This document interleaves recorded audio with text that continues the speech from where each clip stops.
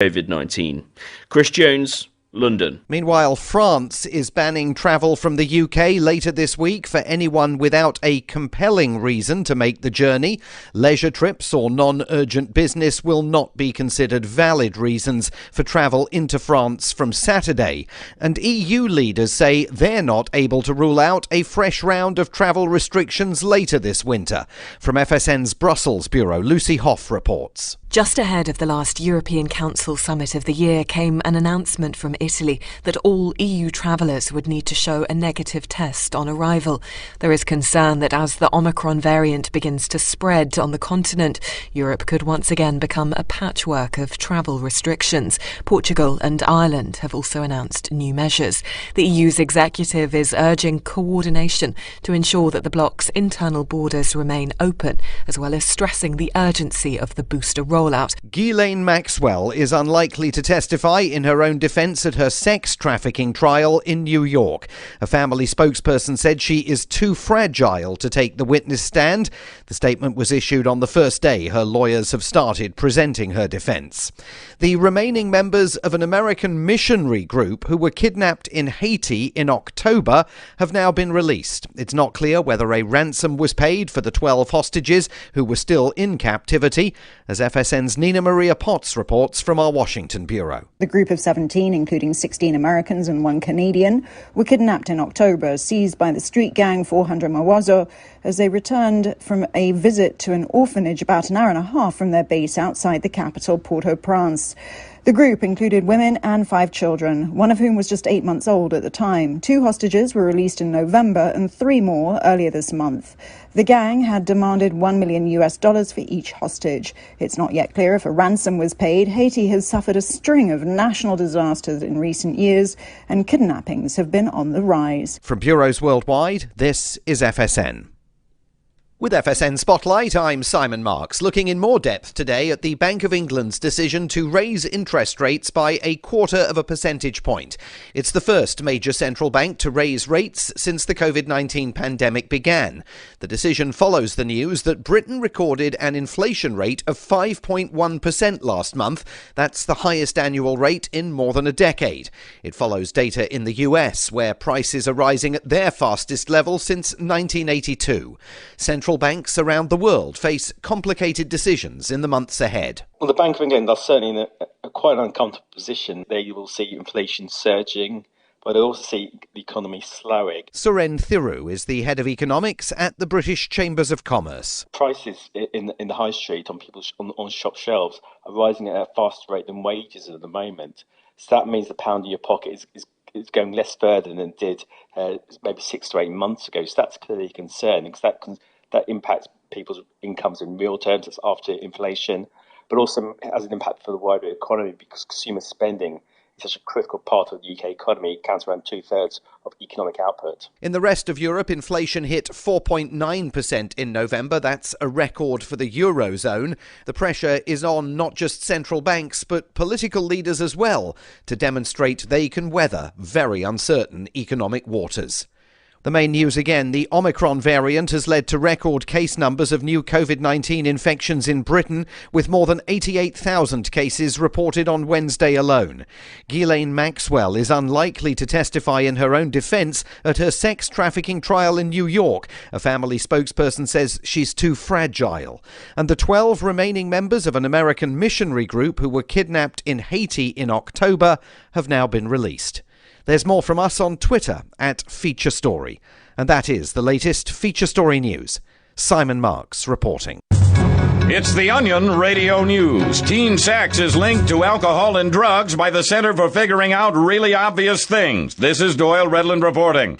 An exhaustive 4-year, $23 million study of substance abuse and sexual habits of more than 2,500 American teens has confirmed that young people between the ages of 13 and 18 who drink and or use drugs are more likely to be sexually active. Dr. Gerald Eckersley is director of the Boston-based organization. We found that this phenomenon also occurs among adults as well as every population everywhere in the world that has ever existed since the dawn of time. The center has sent a teleprompter-ready press release of its findings to more than 400 local TV news affiliates across the U.S., along with stock video footage of beer displays and teens smoking and drinking at parties. Doyle Redland for the Onion Radio News, online at theonion.com.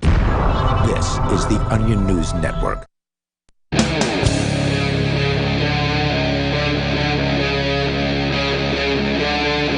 Free Talk Live.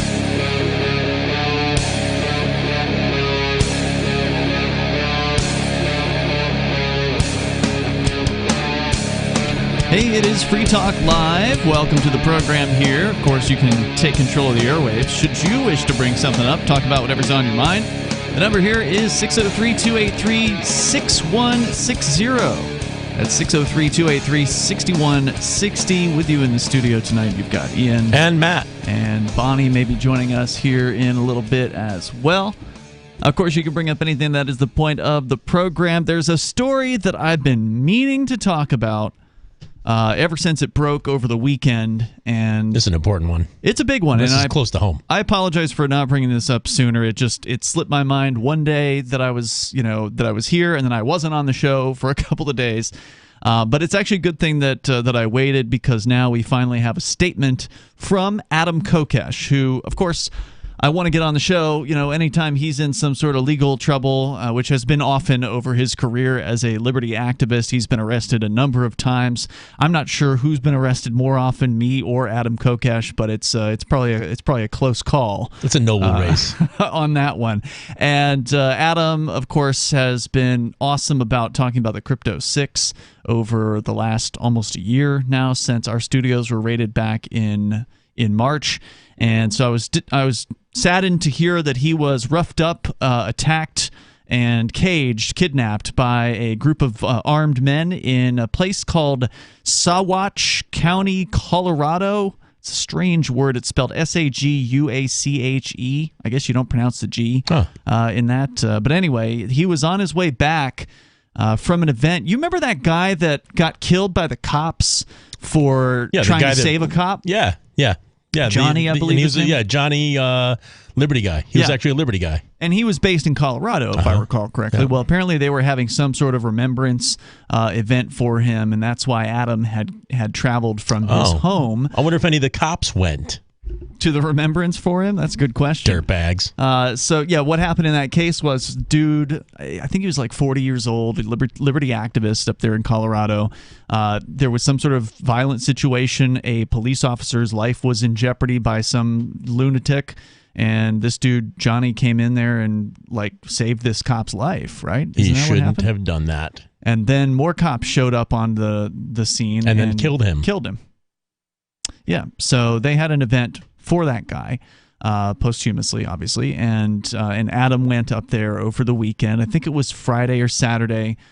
He was on his way back from the event. So he'd gone there, successfully attended the event, was driving back with his two dogs. Apparently they're named Thelma and Louise. Oh. And what happened to Baloo? He got too old. Had to be either he passed away or had to be put down. Yeah, sadly. That's a good dog. He was.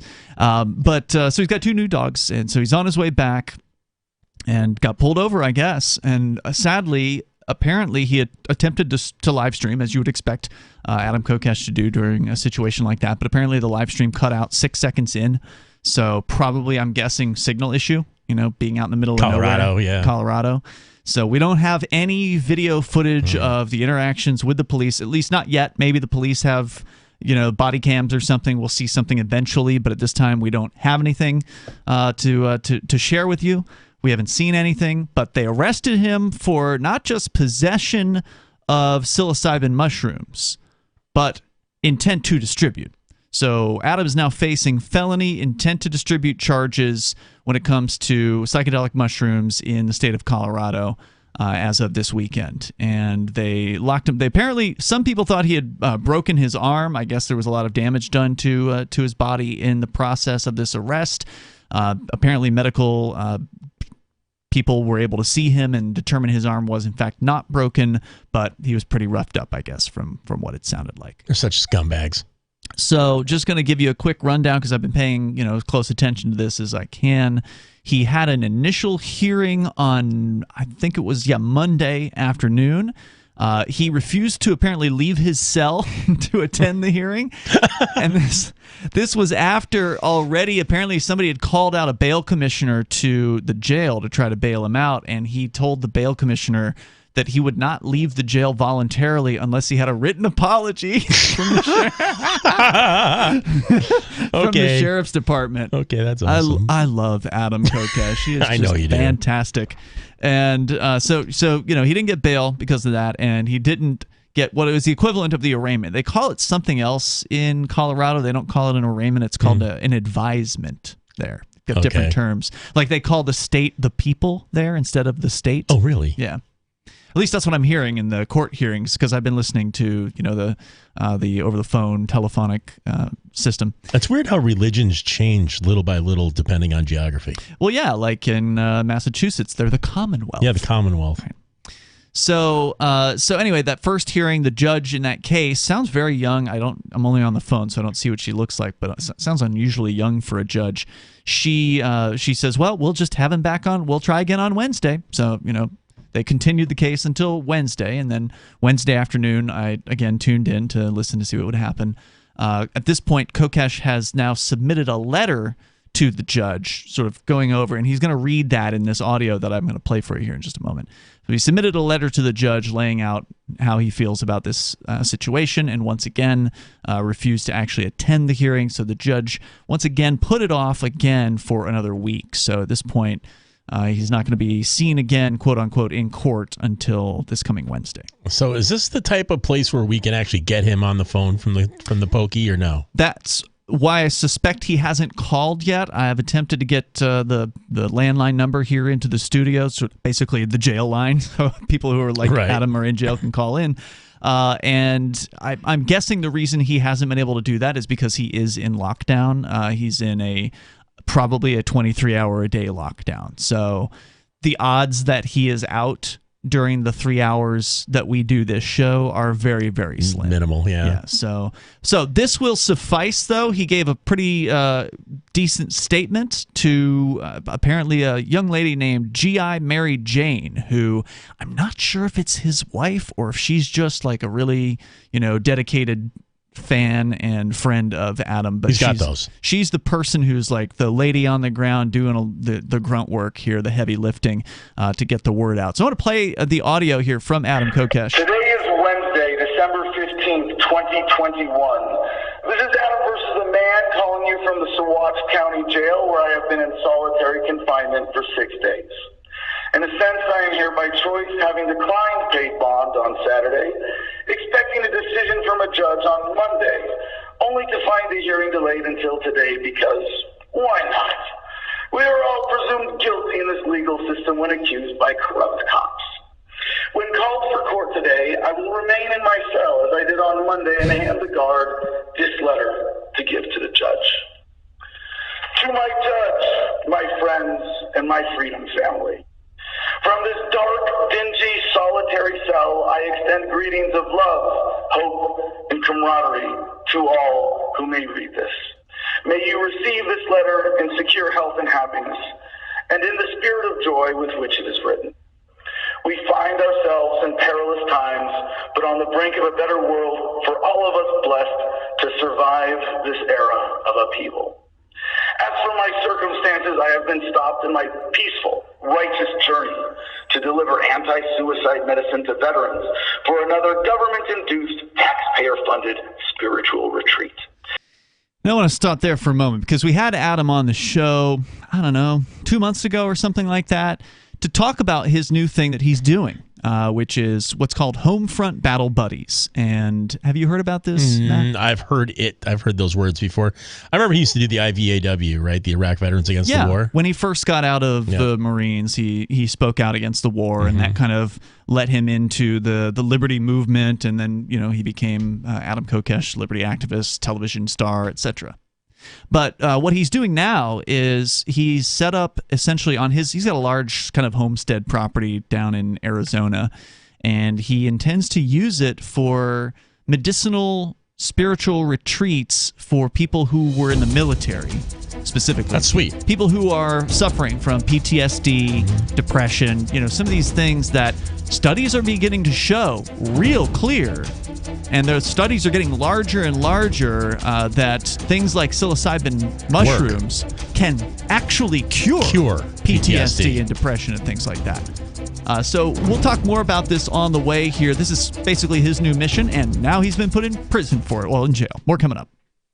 There are basically two types of advertising, direct response and branding. Radio's great for direct response with its low cost to listener ratio, but audio can't be beat for branding, which is a longer-term endeavor. You want to be the first thing that someone thinks of when they think about your product or service. If you have a local business that you want kept top of mind in your community, call the station. If you need national reach, Free Talk Live's got around 200 radio stations, millions of monthly listening sessions, can suit all budgets, and if we don't think we're right for you, we'll tell you. Email me, mark@freetalklive.com.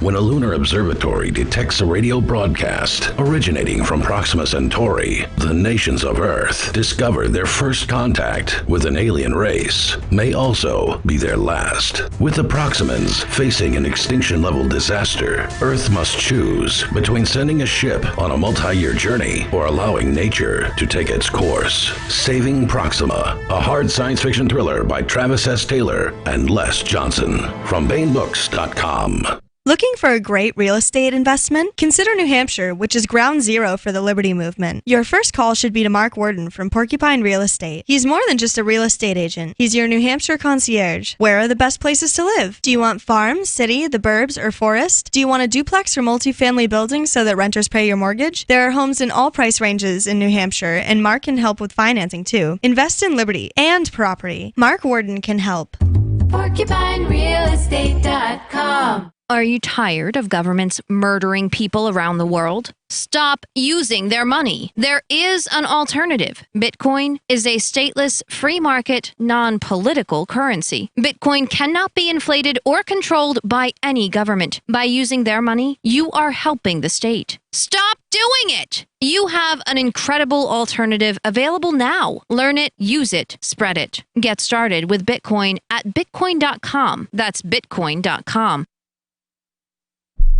Why did you move to the Shire? I moved here to the Shire because there's other people around who take liberty just as seriously as I do.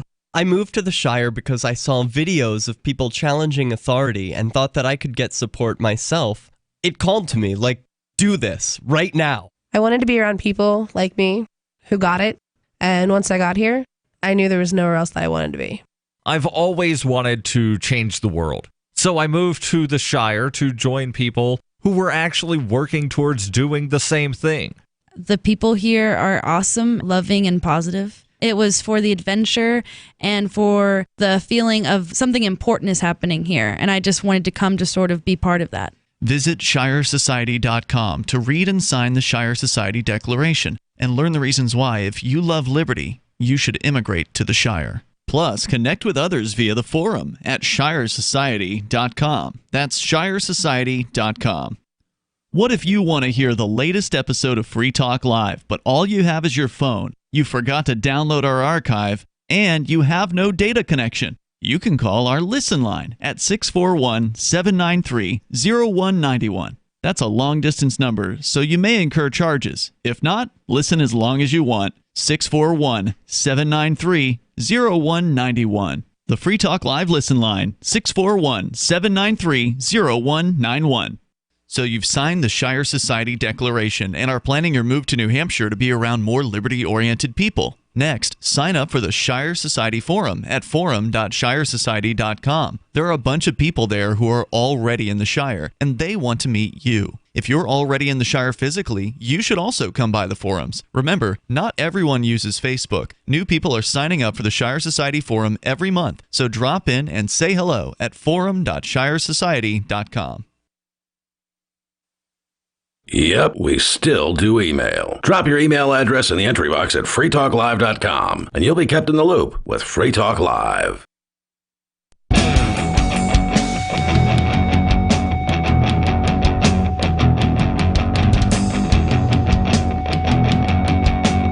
It's Free Talk Live. You can join us here. The number 603-283-6160. That's 603-283-6160. We're getting a recorded update from Adam Kokesh, who is behind bars right now for nearly a week at this point. I'm pretty sure he got put in there on Friday last week after he has now been accused of I don't think he's been accused of selling.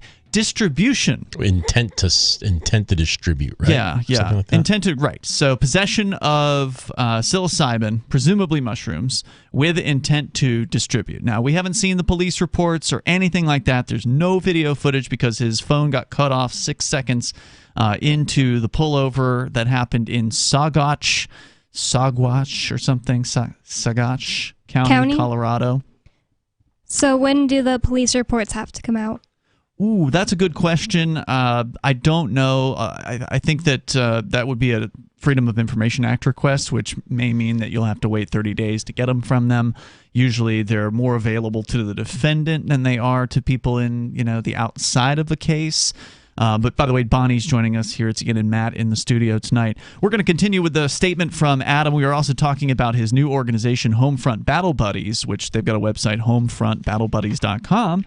And the idea behind this organization is to help veterans who are effed up in the head, a lot of them, because of what the federal government had them do wherever it is they were deployed in the Middle East or whatever. And a lot of them have PTSD and serious depression, and turns out things like psilocybin mushrooms can absolutely help those people. And so Adam has made this his new mission to, help these guys. And from what he said there in this beginning portion of his speech, well, it's actually now a letter that he's reading. I'll jump it back just a moment. He almost sounds like he's admitting to it in the statement from the jail. He doesn't come right out and say it, but we'll continue with that here in just a moment. Also, I do want to let you know about Bitcoin.com. Bitcoin.com, longtime sponsor here on Free Talk Live.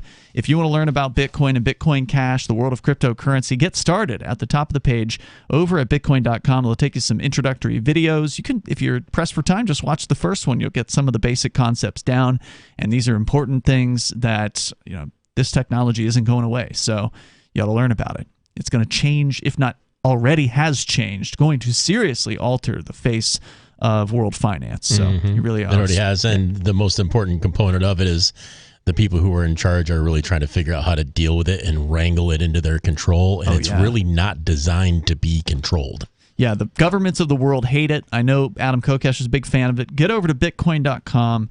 And again, click Get Started at the top of the page to learn more. If you want the latest news headlines about crypto, they've got those over at news.bitcoin.com as well. But we're going to go back to the statement here. This is a statement from jail. This is published on the G.I. Mary Jane channel on YouTube. Here it is, more from Adam. For all of us blessed to survive this era of upheaval. As for my circumstances, I have been stopped in my peaceful, righteous journey to deliver anti-suicide medicine to veterans for another government-induced, taxpayer-funded spiritual retreat. I have been told countless lies, separated from my truck, my property, and my dogs, violated in my Fourth Amendment rights. By the way, I don't think he gets into it in this speech, but his dogs were taken. Obviously, there was no one else with him. It was him and his dogs driving back to Arizona. And so when they arrested him, they impounded the dogs.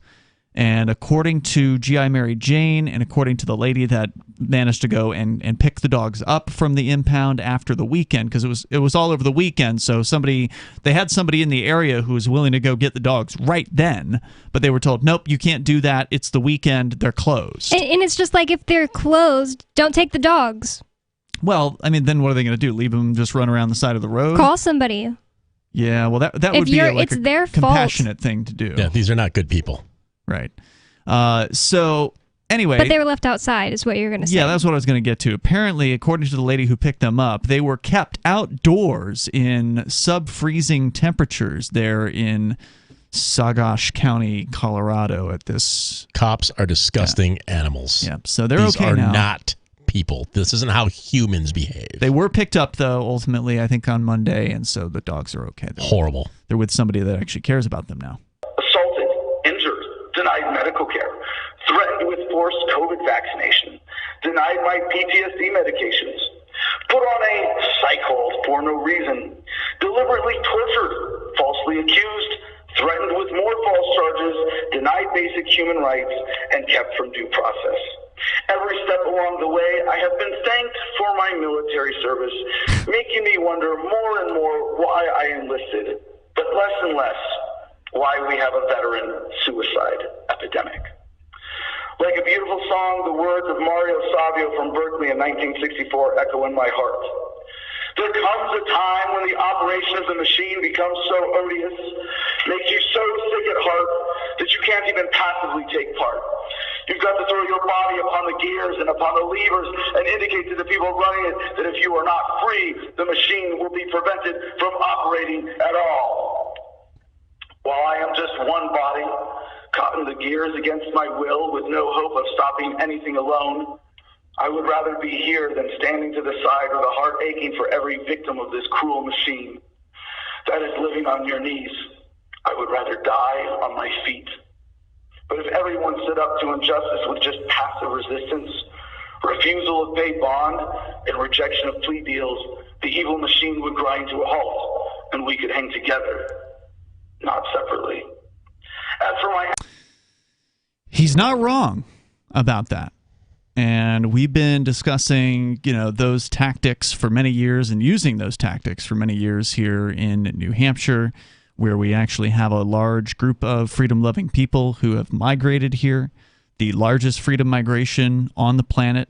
I wish Adam would have joined us, but he was one of those guys that said it's too cold. Now, I can't question his commitment. Usually when somebody says it's too cold, I will say, sunshine activist, blah, blah, blah. Well, you can't question Adam's commitment. That guy is one of the key most committed activists. Yeah, he's a total winter warrior wherever he goes, whether it's hot and sunny or cold. As he said, he's willing to put his body into the gears of the horrific state, and this is just the latest episode in that ongoing saga. But he's right. I mean, people refusing to obey, people refusing to take a plea deal, and I don't blame somebody who does. So, for instance, Bonnie and I watched Derek J's Victimless Crime Spree recently. She had just saw it for the first time, and it's a sad movie because the movie has that message of, hey, clog the system, don't pay the fines, don't take the plea deal, and ultimately Derek takes a plea at the end of the crime spree because he was facing something like 9 years or some ridiculous amount of time, or years behind bars. It would have just not helped anyone if he just didn't take the plea deal and took 9 years in jail. He's done a lot more for freedom, I'd say. Yeah, and when you got just one guy doing it all by himself, you get stacked up against. Yeah. But when you got hundreds of people, or even if you got a couple dozen people doing it, or 10 people doing it in one town, they really clog up a docket really fast. They don't want to deal with you after a while. That much is true. We're going to continue here more with Adam Kokesh. Your thoughts are welcome. You can join us here at 603-283-6160. Again, we don't have him on the line because he's on, as he describes it, essentially a lockdown. They probably have him in his cell 23 hours a day. But this is his statement from jail in Sawash County, Colorado. More coming up here. Yet another corrupt place. And now, time for something totally different. Intercoin is a project that's working to make crypto mainstream. We use the power of smart contracts to help any community in the world launch their own cryptocurrency. Ever wanted to release your own coin or build your own app to grow your business? Intercoin's team builds apps that have reached 9 million people around the world. And now it's time to help make a real social impact in your local community. Go to intercoin.org and join the movement. That's intercoin.org. When we first started Intercoin about 3 years ago, we had a big vision to help every community in the world have access to the same tools that large states and federations do, to hold local elections on the blockchain, to have their own local currency, shop local, hire local, and help fight the forces of globalization that have decimated some of these communities. Go to intercoin.org and join the movement. From Feature Story News in Washington, I'm Simon Marks. The Omicron variant has led to record case numbers of new COVID-19 infections in Britain, with more than 88,000 cases on Wednesday alone. It's the highest tally since the pandemic began and comes amid growing pressure on the British government to provide more support for economic sectors that are being hard hit by the pandemic's spread. From FSN's London bureau, Chris Jones reports. For the second time in 2 days, the UK has broken its record for the number of positive daily COVID-19 cases. Plan B restrictions are now in place across England, and the Queen has announced she will no longer hold her annual pre-Christmas lunch. There have also been several Premier League game cancellations due to a high number of players and staff testing positive with COVID-19. Chris Jones, London. Meanwhile, France is banning travel from the UK later this week for anyone without a compelling reason to make the journey. Leisure trips or non-urgent business will not be considered valid reasons for travel into France from Saturday. And EU leaders say they're not able to rule out a fresh round of travel restrictions later this winter. From FSN's Brussels bureau, Lucy Hoff reports. Just ahead of the last European Council summit of the year came an announcement from Italy that all EU travellers would need to show a negative test on arrival.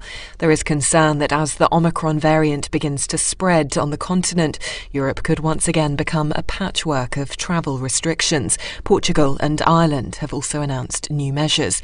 The EU's executive is urging coordination to ensure that the bloc's internal borders remain open, as well as stressing the urgency of the booster rollout. Ghislaine Maxwell is unlikely to testify in her own defence at her sex trafficking trial in New York. A family spokesperson said she is too fragile to take the witness stand. The statement was issued on the first day her lawyers have started presenting her defence.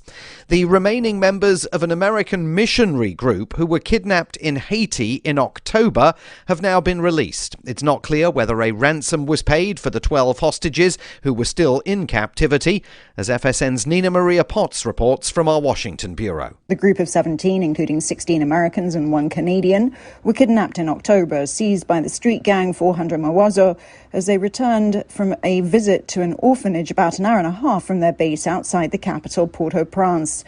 The group included women and 5 children, one of whom was just 8 months old at the time. 2 hostages were released in November and 3 more earlier this month. The gang had demanded $1 million for each hostage. It's not yet clear if a ransom was paid. Haiti has suffered a string of national disasters in recent years, and kidnappings have been on the rise. Nina Maria Potts reporting. From bureaus worldwide, this is FSN. Got Telegram? You can follow our channel there and discuss show prep with other listeners at telegram.freetalklive.com.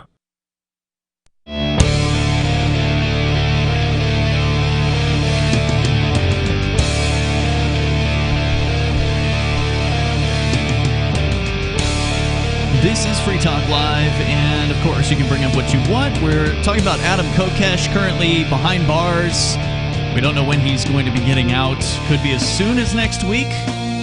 But so far he has refused to leave his jail cell when the guards have come to try to take him to court, instead issuing a written statement to the judge in the case. So he's basically yet to go through the arraignment process at this point. He's facing at least 1 felony charge of distribution of psilocybin or possession of psilocybin with intent to distribute. Now, usually when they charge you with that, that usually means you have more than a certain amount, more than what the police would consider to be a personal use amount, whether it was individually bagged up or whatever. We don't know any of those details at this point. There's no video of the interaction with the police because his cell phone cut off after 6 seconds. With you in the studio tonight, by the way, it's Ian. It's Bonnie. And Matt. And, of course, we're talking about Adam Kokesh, the star of Adam versus the Man. He's got an Odyssey channel, so you can check him out there, watch some of his past episodes and such, if you don't know who he is. By the way, we're raising funds for Give Directly. It's the first nonprofit that allows you to give money directly to people living in extreme poverty. So what Give Directly does is they locate recipients in need, and they use mobile money to send them cash with no strings attached. And they've found that in the last decade, they've been able to help over 1 million people in like seriously needy situations, like poor situations. We're not talking about poor Americans here. We're talking about Kenya. And that's where, one of the places, they've delivered over $400 million to those million-plus people. And again, not just in Kenya, but that's where we're focusing right now. It's Bomet and Kilifi counties, people who have been plagued by things like drought, floods, food insecurity, very, very difficult lives. And you can help them. In fact, they find that giving cash to people living in poverty can help drive a range of important positive changes in their lives, like getting employment, nutrition, health, and education. Plus, it allows individuals to decide what they need instead of relying on aid organizations and donors thousands of miles away to make those choices for them. So if that's what you prefer and you want to help out, you can give over at give.freetalklive.com. And Free Talk Live will match your donations to up to a total of $30,000. So if you want to help some people this holiday season, this is a great time to do it. Give.freetalklive.com. That's give.freetalklive.com. So I got more here from Adam Kokesh. This is not just a speech that he's giving over a phone from a jail cell. It's also what he has written to the judge overseeing this particular case so far in Sawash County. There's somebody living there listening to this right now, like laughing. Please laugh away. I hope somebody can get a smile out of this just terrible situation for Adam. Again, he's been accused of psilocybin possession with intent to distribute. Evil machine would grind to a halt, and we could hang together, not separately. As for my accusations of crimes, where are my victims? No victim. No crime. Besides having done nothing wrong by the laws of God, nature, and morality, I have technically done nothing wrong by U.S. law either. As an American citizen, I was exercising my right to travel, a right enshrined in law and precedent, not a privilege I must purchase. As a legally registered member of the Oklahoma Native American Church and self-professed Wiccan, I am legally allowed to possess psilocybin as sacrament and medicine. Have you heard of the church that he mentioned? Mm-mm. He pronounced it correctly. Oklahoma. It's I think they started down in the Southwest, if I recall correctly. And it's a Native American psychedelic church. Oh, cool. And they actually do have a history of... Oh, yeah, peyote. And I don't know if it's just peyote, but using sort of natural psychedelics for spiritual purposes. And there have been some court cases involving these people that have turned out well. Yeah. Was there one in Utah? In New Hampshire? I don't know if there is one in New Hampshire. That's an excellent question. Because there was one that ruled that they were allowed to have it because it was part of their religion in New Hampshire. Yeah, you're referring to a New Hampshire Supreme Court case that came down within the last couple of years. And I did read about that, and we talked about it at the time, and I don't remember if it was that same church or not, but ultimately the New Hampshire Supreme Court essentially kind of legislated from the bench, or at least maybe you don't want to use that term, but they essentially negated the drug laws by saying if it's for spiritual purposes, you can do it. Yeah, I actually met a guy, and I guess he's not uncommon. They're doing like ayahuasca, DMT journey types, ceremonies and things like that, and they're doing them here in the Northeast. Yeah, I'll have to look into that case again, Bonnie, because it's a case that I should be more familiar with, and I should just be able to say, right off the top of my head which case it is. So we'll see if we can dig in further and remind you about that one. For a complete explanation fully citing law and precedent, please see my motion to dismiss filed in Wise County in the case of Texas v. Kokesh, which I will gladly provide upon request as soon as I am able to access it. By contrast, the police who arrested me are criminals acting under color of law, enjoying false privileges of a protected class of American criminals. My friend Johnny Hurley, the hero of Arvada, was killed by a cop even though he had just stopped a mass shooter intent on killing cops in a case of mistaken identity. The cops involved in my arrest, Christian Guadarrama, Aaron Fresquez, and Adam Fresquez, should be held criminally liable, civilly liable, and I would like to file charges against them. Cops who shoot first and ask questions second are a menace to the public and themselves and should be taken off the streets. Like Hurley, I have come to hold a mirror up to the Center Police Department. I would also like to file charges against Sheriff Dan Warwick and the captain of Sawash County Jail for the inhumane treatment here. Also, Deputy Young for threatening me with additional charges when she tried to get inmates within earshot to file harassment charges for trying to get them to turn down the TV. Nicholas Hamill and Ron Paulson will testify to these facts. We find ourselves in perilous times for America and the whole human family because the powers that be know their time is coming to an end. We stand on the brink of an age of enlightenment, and enlightened people cannot be oppressed. We are waking up to the possibility of a world without war, without need, without needless suffering. Oppressive COVID policies, rampant internet censorship, fighting Bitcoin and cryptocurrency, extreme financial consolidation. These are not merely routine acts of the system designed to make the rich richer at the expense of the rest of us. These are acts of desperation by the wolves of the world who see the sheep uniting and fighting back despite their best efforts to divide us. Here. Yeah. Can't disagree with any of that. He nailed it. He really is nailing it. And it really is time, right? Like, change seems to be brewing out there. We're seeing more people migrating here to New Hampshire for the freedom migration. A flood at this point than ever. It used to be like, hey, there's a new movers party. There's some new people moving to New Hampshire. Do you want to go over? And now it's like, oh, there's 15 families moving into New Hampshire this week. It's like, whoa, which one do you go to? Yeah, it's overwhelming how many people are coming up here, how many people are checking out New Hampshire. They were interviewing Mark Warden, who's a state representative, longtime sponsor here at Porcupine Real Estate here on Free Talk Live. They interviewed all-around great him dude on the new Free State Project show that they're doing on Monday nights, which is called Free State Live. They had him on this week, and he said it's a record for him too at Porcupine Real Estate as far as number of families looking at and closing on buying homes. Like here an all-time record for libertarians moving up here using him. That's awesome. Yeah, and that's one of those numbers that's a rock solid number, right? That's not just like some sort of pie in the sky. Oh, we're seeing more people come in. No, he's got actual numbers. Data. It's there. It's impacting his business heavily. He's a busy dude now. Yeah, and they focus on those people. That's who they serve. That's who their marketplace is. So there's more coming up here. We got a little bit more from Adam Kokesh on his statement from inside of the Saguache County Jail there in southern Colorado, in some, hick town or wherever the hell it is.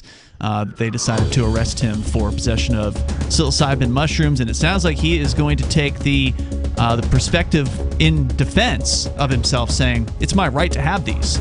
And that's going to be an interesting case, especially from a jury nullification aspect. It would be fantastic. He might have a fighting chance with something like that in Colorado, too. I think so. Then the number here, if you want to join us, 603-283-6160. You can take control of the airwaves here. This is Free Talk Live. So the protection of life, liberty, and property is what the Free State Project is all about. But it's an effort to move 20,000 people who understand. It's about demonstrating to the entire country that, we can have a free market, a truly free market. Making it just a freer, great place to live. It's the world's largest voluntarist libertarian community, and it's only getting bigger. That's amazing, to be able to move to a place where other people passionately believe in being free and independent. What the Free State Project is managing to do, though, is to put their money where their mouth is. It's physically getting up across the country and saying, let's go someplace and let's demonstrate the power of these ideas. There's a lot of kind of philosophy that surrounds liberty. There's a lot of thinking about it and talking about it. But here in New Hampshire, people are doing it. 101 Reasons Liberty Lives in New Hampshire, a documentary by Free State Project Early Movers. Watch it free at 101reasonsfilm.com. 101reasonsfilm.com. The new 4th edition of Healing Our World, The Compassion of Libertarianism, will take your understanding of liberty to a deeper level and has over 1,300 updated references, new cartoons, and a foreword by Dr. Ron Paul. With discounts for multiple book purchases, the 4th edition of Healing Our World is a great gift for the liberals, pragmatists, environmentalists, and Christians in your life who think libertarianism is cold-hearted. Get yours today at healing.freetalklive.com and use promo code FTL for a $5 discount. Tired of cancel culture? Sick of mega tech corporations holding an axe over your head? Join the LRN.FM Matrix chat server. It's self-hosted, so no one else can tell us what to do or say. Don't like the existing channels? You can make your own. You can even connect into some of our channels from other Matrix servers. It's federated. For the full LRN.FM Matrix experience, though, you should join our server via the step-by-step instructions at chat.lrn.fm. chat.lrn.fm. There is no such thing as attention span, according to Jerry Seinfeld, who figures that people have an infinite attention span if you are entertaining them. Hey, he's kept us from channel surfing for several decades, and now he's making more millions as a Las Vegas headliner. With money and attention so scarce now, effective communication skills have never been more important, especially if you're looking for work. So choose every single word as though it was the last word the person you're speaking to will hear. Otherwise, it might be. Avoid redundancies such as added bonus, advance warning, end result, prior history, or personal belongings. And avoid cliches like the plague. Just kidding. For more tips, hit survivalspeech.com. I'm Holland Cook. If you want to know the latest about Free Talk Live before we go on the air, all you need to decide is how you want it delivered. It's your choice. Visit news.freetalklive.com to receive our usually weekly news updates by email. Plus, we have a Twitter account at twitter.freetalklive.com, and you can follow us on the decentralized Mastodon platform at toot.freetalklive.com. So please follow us at toot.freetalklive.com and sign up for our emails at news.freetalklive.com. My name is Jacob Hornberger. I'm president of the Future of Freedom Foundation, which Congressman Ron Paul awarded for having an outstanding freedom website. Write us at fff@fff.org, and we'll send you a free 3-month subscription to our monthly journal of libertarian essays and our booklet, Economic Liberty in the Constitution, which George Mason University economics professor Walter Williams praised in a recent column. That's fff@fff.org. Our Matrix server is about as free as internet chat can be. Join the existing rooms or create your own at chat.freetalklive.com.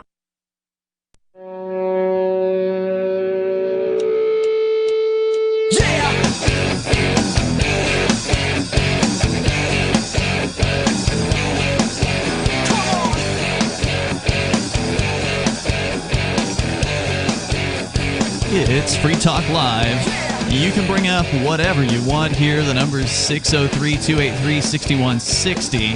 We're talking about Adam Kokesh, however, right now, and that's been the focus of this first hour of the program. He is behind bars in Saguache County, which is some county in southern Colorado, as he was driving back to his home in Arizona after having a get-together of friends and supporters of now deceased activist in Colorado, Johnny Hurley, I believe, who was murdered by the police after he saved a police officer's life there in Colorado. I think that was last year, earlier this year, that happened. I think it was last year.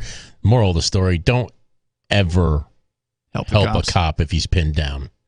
So that was why Kokesh was there, and he was on his way back when apparently he was pulled over. Now, the big question that has yet to be answered in this case is, were they targeting Kokesh? Did they know who he was there in Saguache County? Did they know he was going to be coming through?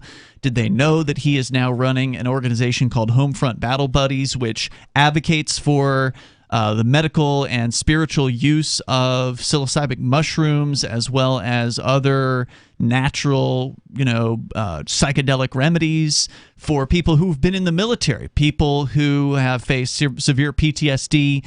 That's what Homefront Battle Buddies is all about. So was this just a random stop on the highway or wherever it was, or were they $64,000 question? Were they waiting for him to come by? Maybe they want to make all of that guy Johnny's friends look like criminals too, because everybody knows that there was a guy murdered who was a hero. Yeah, that's a good point too. It makes him look like he's associated with these miscreants and they're all a bunch of dangers to society. Well, as he points out in his speech here, which is a letter that he wrote to the judge in the case from his jail cell, that he isn't. There's no victims here. There's no one who's going to testify that Adam hurt them with his mushrooms. Right. They just caught him with some alleged mushrooms, and And this is going to be a very interesting case. It's a very timely case because I think we pointed out, I think you might have pointed out on the air that Denver, which this isn't Denver, but Denver and state of Oregon and multiple cities around the country, apparently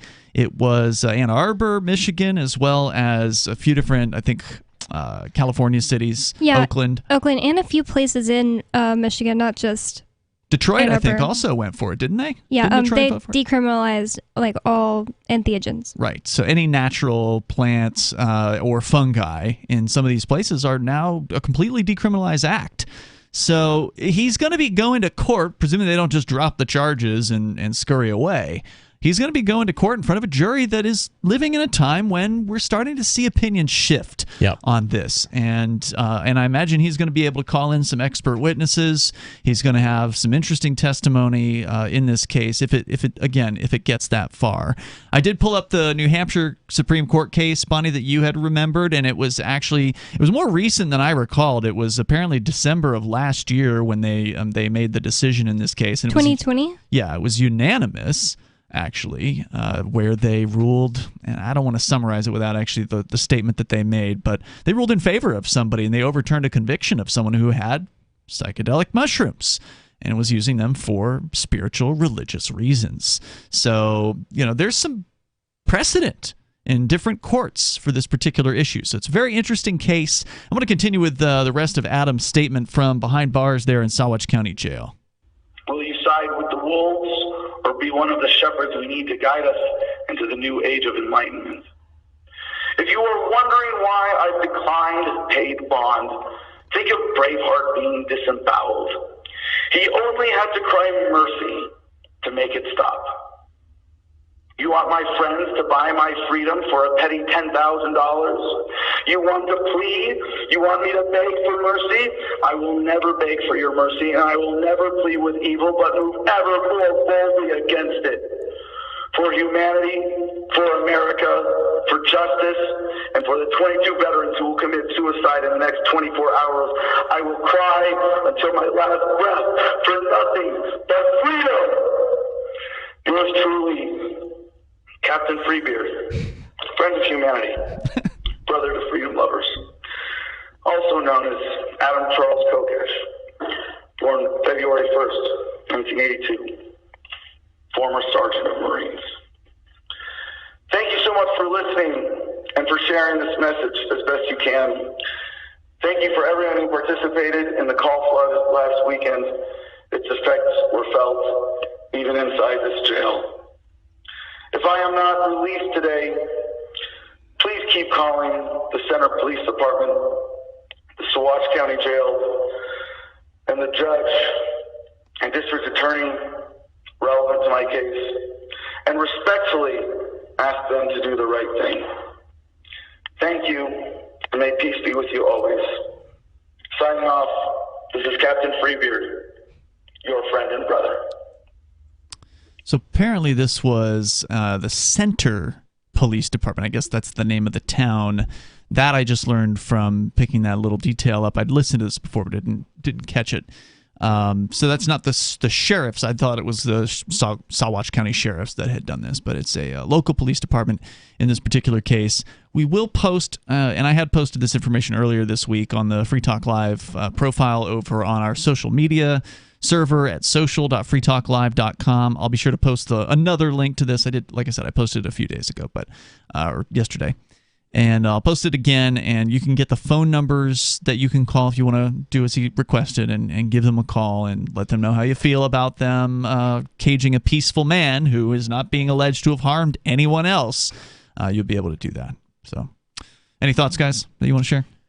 No, I just, when I think about this kind of stuff, and it's been 20 years in this community, not this community, but this one and others like it, the larger Liberty community. I just my stomach never stops turning whenever I hear about these people getting thrown into the slam with no victim. You just got some ruffian dirtbag cops, these enforcers. Yeah. This and in a free world. In a free and prosperous world that we all dream of, those personalities would be our criminals.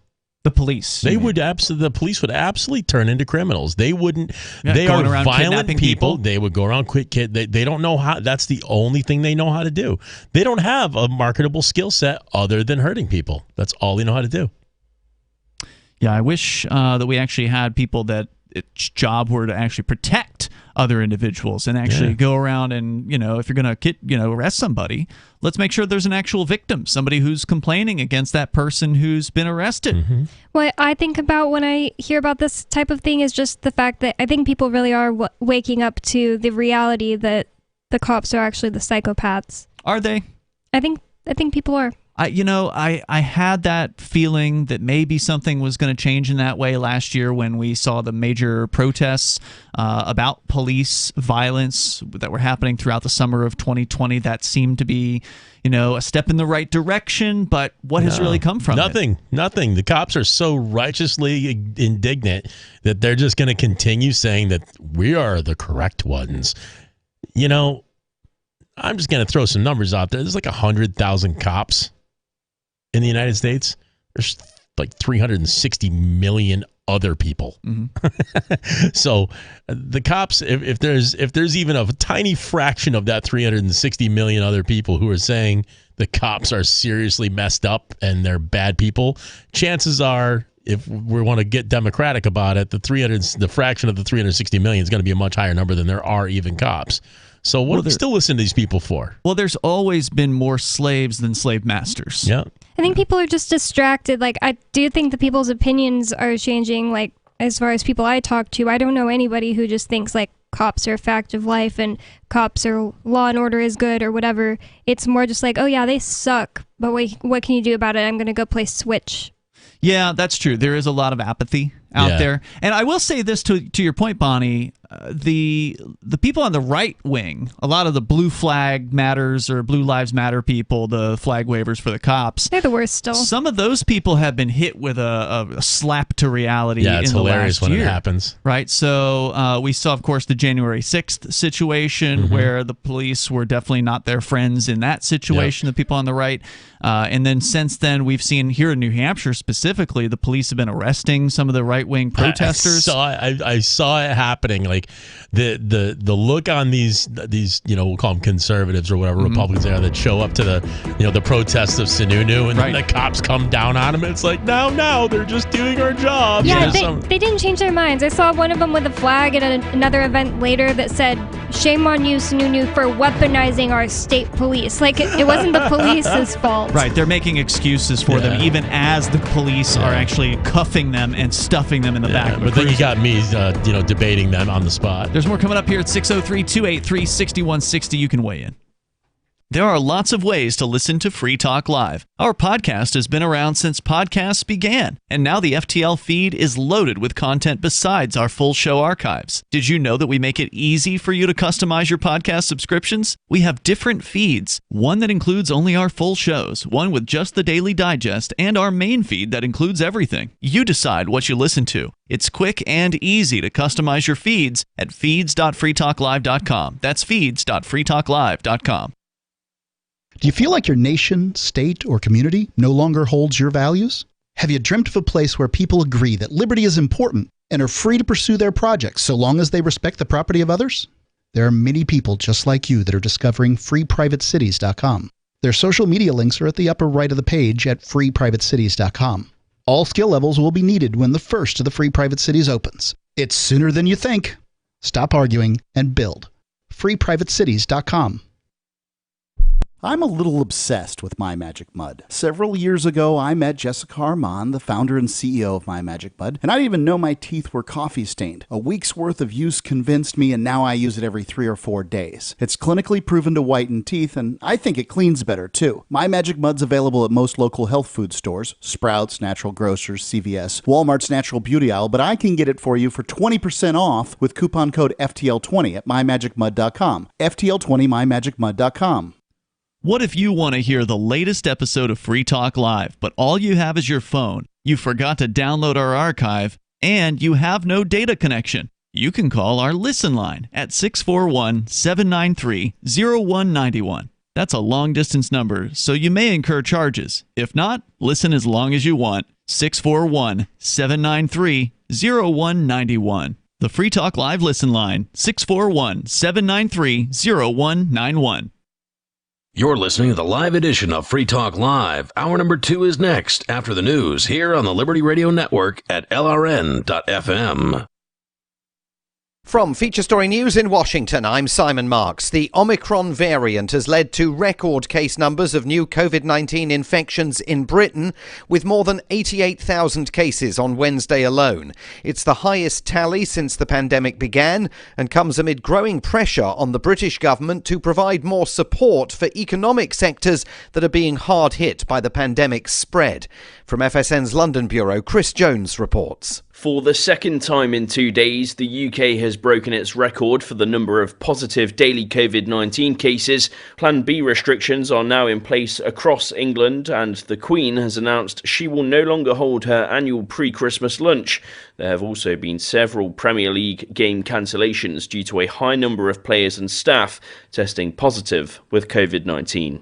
Chris Jones, London. Meanwhile, France is banning travel from the UK later this week for anyone without a compelling reason to make the journey.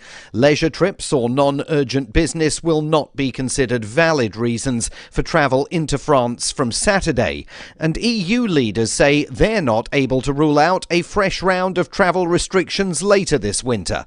From FSN's Brussels bureau, Lucy Hoff reports. Just ahead of the last European Council summit of the year came an announcement from Italy that all EU travellers would need to show a negative test on arrival. There is concern that as the Omicron variant begins to spread on the continent, Europe could once again become a patchwork of travel restrictions. Portugal and Ireland have also announced new measures. The EU's executive is urging coordination to ensure that the bloc's internal borders remain open, as well as stressing the urgency of the booster rollout. Ghislaine Maxwell is unlikely to testify in her own defence at her sex trafficking trial in New York. A family spokesperson said she is too fragile to take the witness stand. The statement was issued on the first day her lawyers have started presenting her defence. The remaining members of an American missionary group who were kidnapped in Haiti in October have now been released. It's not clear whether a ransom was paid for the 12 hostages who were still in captivity, as FSN's Nina Maria Potts reports from our Washington bureau. The group of 17, including 16 Americans and 1 Canadian, were kidnapped in October, seized by the street gang 400 Mawazo as they returned from a visit to an orphanage about an hour and a half from their base outside the capital, Port-au-Prince. The group included women and 5 children, one of whom was just 8 months old at the time. 2 hostages were released in November and 3 more earlier this month. The gang had demanded $1 million for each hostage. It's not yet clear if a ransom was paid. Haiti has suffered a string of national disasters in recent years, and kidnappings have been on the rise. From bureaus worldwide, this is FSN. With FSN Spotlight, I'm Simon Marks, looking in more depth today at the Bank of England's decision to raise interest rates by 0.25 percentage point. It's the first major central bank to raise rates since the COVID-19 pandemic began. The decision follows the news that Britain recorded an inflation rate of 5.1% last month. That's the highest annual rate in more than a decade. It follows data in the US, where prices are rising at their fastest level since 1982. Central banks around the world face complicated decisions in the months ahead. Well, the Bank of England are certainly in a quite an uncomfortable position. They will see inflation surging, but they also see the economy slowing. Suren Thiru is the head of economics at the British Chambers of Commerce. Prices in the high street on shop shelves are rising at a faster rate than wages at the moment. So that means the pound in your pocket is going less further than it did maybe 6 to 8 months ago. So that's clearly a concern, because that impacts people's incomes in real terms. That's after inflation, but also has an impact for the wider economy, because consumer spending is such a critical part of the UK economy. It counts around 2/3 of economic output. In the rest of Europe, inflation hit 4.9% in November. That's a record for the Eurozone. The pressure is on not just central banks, but political leaders as well, to demonstrate they can weather very uncertain economic waters. The main news again, the Omicron variant has led to record case numbers of new COVID-19 infections in Britain, with more than 88,000 cases reported on Wednesday alone. Ghislaine Maxwell is unlikely to testify in her own defence at her sex trafficking trial in New York. A family spokesperson says she's too fragile. And the 12 remaining members of an American missionary group who were kidnapped in Haiti in October have now been released. There's more from us on Twitter at Feature Story. And that is the latest Feature Story news. Simon Marks reporting. In a deal policymakers have hailed as a decisive step towards combating the rapidly escalating national debt, the United States settled 0.02 millionth of a percent of its debt to China this week with a single autographed photograph of John Hamm. The sale of the glossy signed headshot of the acclaimed actor, which China reportedly accepted for a financial easement of approximately $150 out of America's estimated $1.3 trillion in obligations, concludes a 6-month negotiation between the two parties. The decision was obviously not an easy one, but without question, this was the right choice for our nation's future. And in this week's science news, a distant planet is terrified that it might be able to someday support human life. In other news, a live cow is lowered onto the floor of the U.S. House of Representatives. The majority of an office's supplies are used to apply for different jobs, and a lapsed cult member only attends sanctum on major bloodletting holidays. This is the Onion News Network.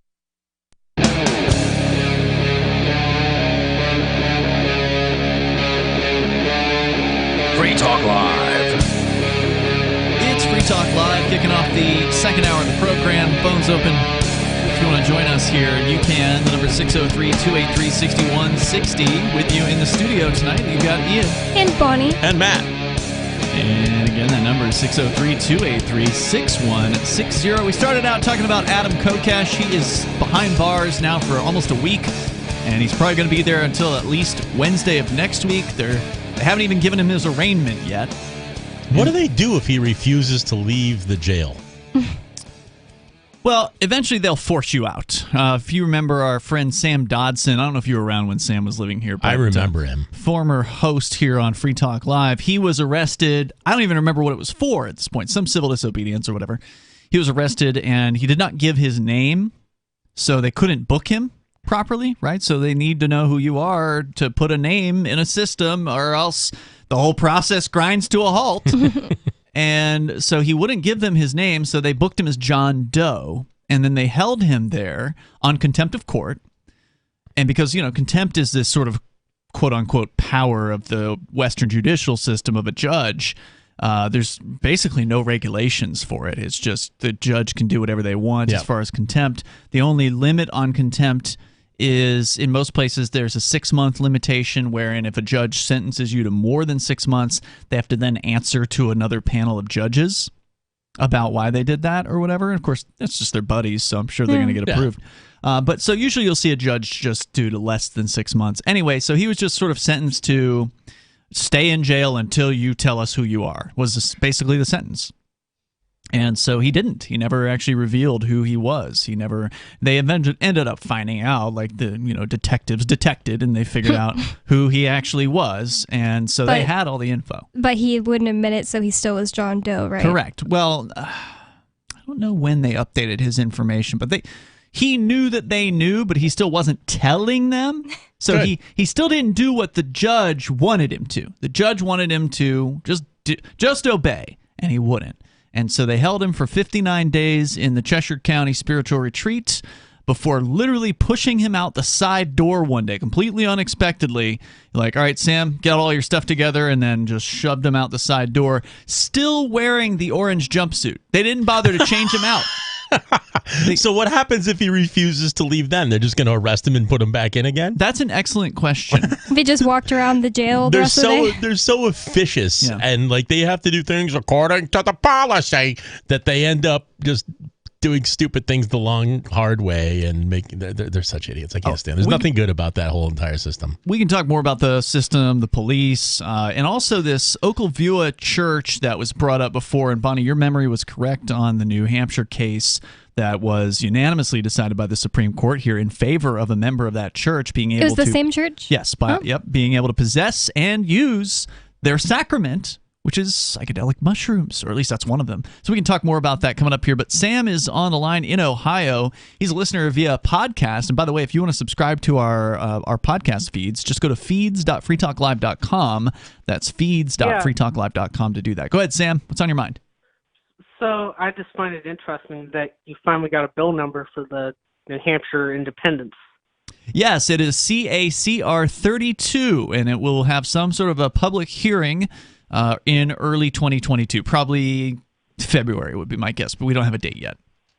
So I also thought it was interesting to hear that Mark Edge was saying that he thought they could blockade you if you actually went through with the whole thing. Yeah, I thought that was so dumb. I didn't even have much to say about it until after the show discussing with Ian, and I should have laid into Mark a little more, but that's ridiculous. I don't see the United States blockading New Hampshire because New Hampshire doesn't want to be part of the Union, and I don't see people in, like, say, Massachusetts being totally fine with the government doing that to their friends and neighbors and family that live in New Hampshire. I just think that's silly. What do you think, caller? Well, hold on, but what was he saying? Was he saying that they would actually like have a physical U.S. Navy This is what blockade? he said. They would have U.S. and Army on the border of Massachusetts and New Hampshire and Maine, Vermont, and New Hampshire, or Vermont. And he said that we would fail. He said that we would fail because we wouldn't have the centralized banking system. Yeah, why do you need the U.S. dollar? Because, it's going to collapse eventually anyways. We already barely use that. First of all, there are state-chartered banks. That's a thing. You don't have to charter your bank with the federal government. Just even today, if you're going to create a new bank or a new credit union, you can charter it with the state, and then you can decide whether or not to join the Federal Reserve, FDIC / the whole system. Alphabet boys. Yeah. So there's that. But my main comeback would have been to that point, and I forgot all about his comments about this, so I'm glad you brought it up, Sam. My point would have been, did they blockade Britain in the Brexit? The answer is no, they didn't. They didn't blockade Britain. You can still trade with the rest of the EU, and Britain's still there. They didn't build a wall to keep the Brits out from the rest of the EU. There's some new rules with the border, but that's more Britain's doing than I think it was the EU. Sorry, go ahead, Sam. But Britain actually, you could argue, blockaded the European Union in terms of the fact of fighting over if truckers could come back in to do trucking or not. Yeah, like I said, there are some rules about the border that were implemented by Great Britain, but as far as the EU's response is concerned, there's not, military men standing there prohibiting people from coming over. So it's completely ridiculous I think that's ridiculous that would happen here in the United States. And the whole fear about what the federal government might do in response. I mean, the biggest fear is they're going to drop a nuke.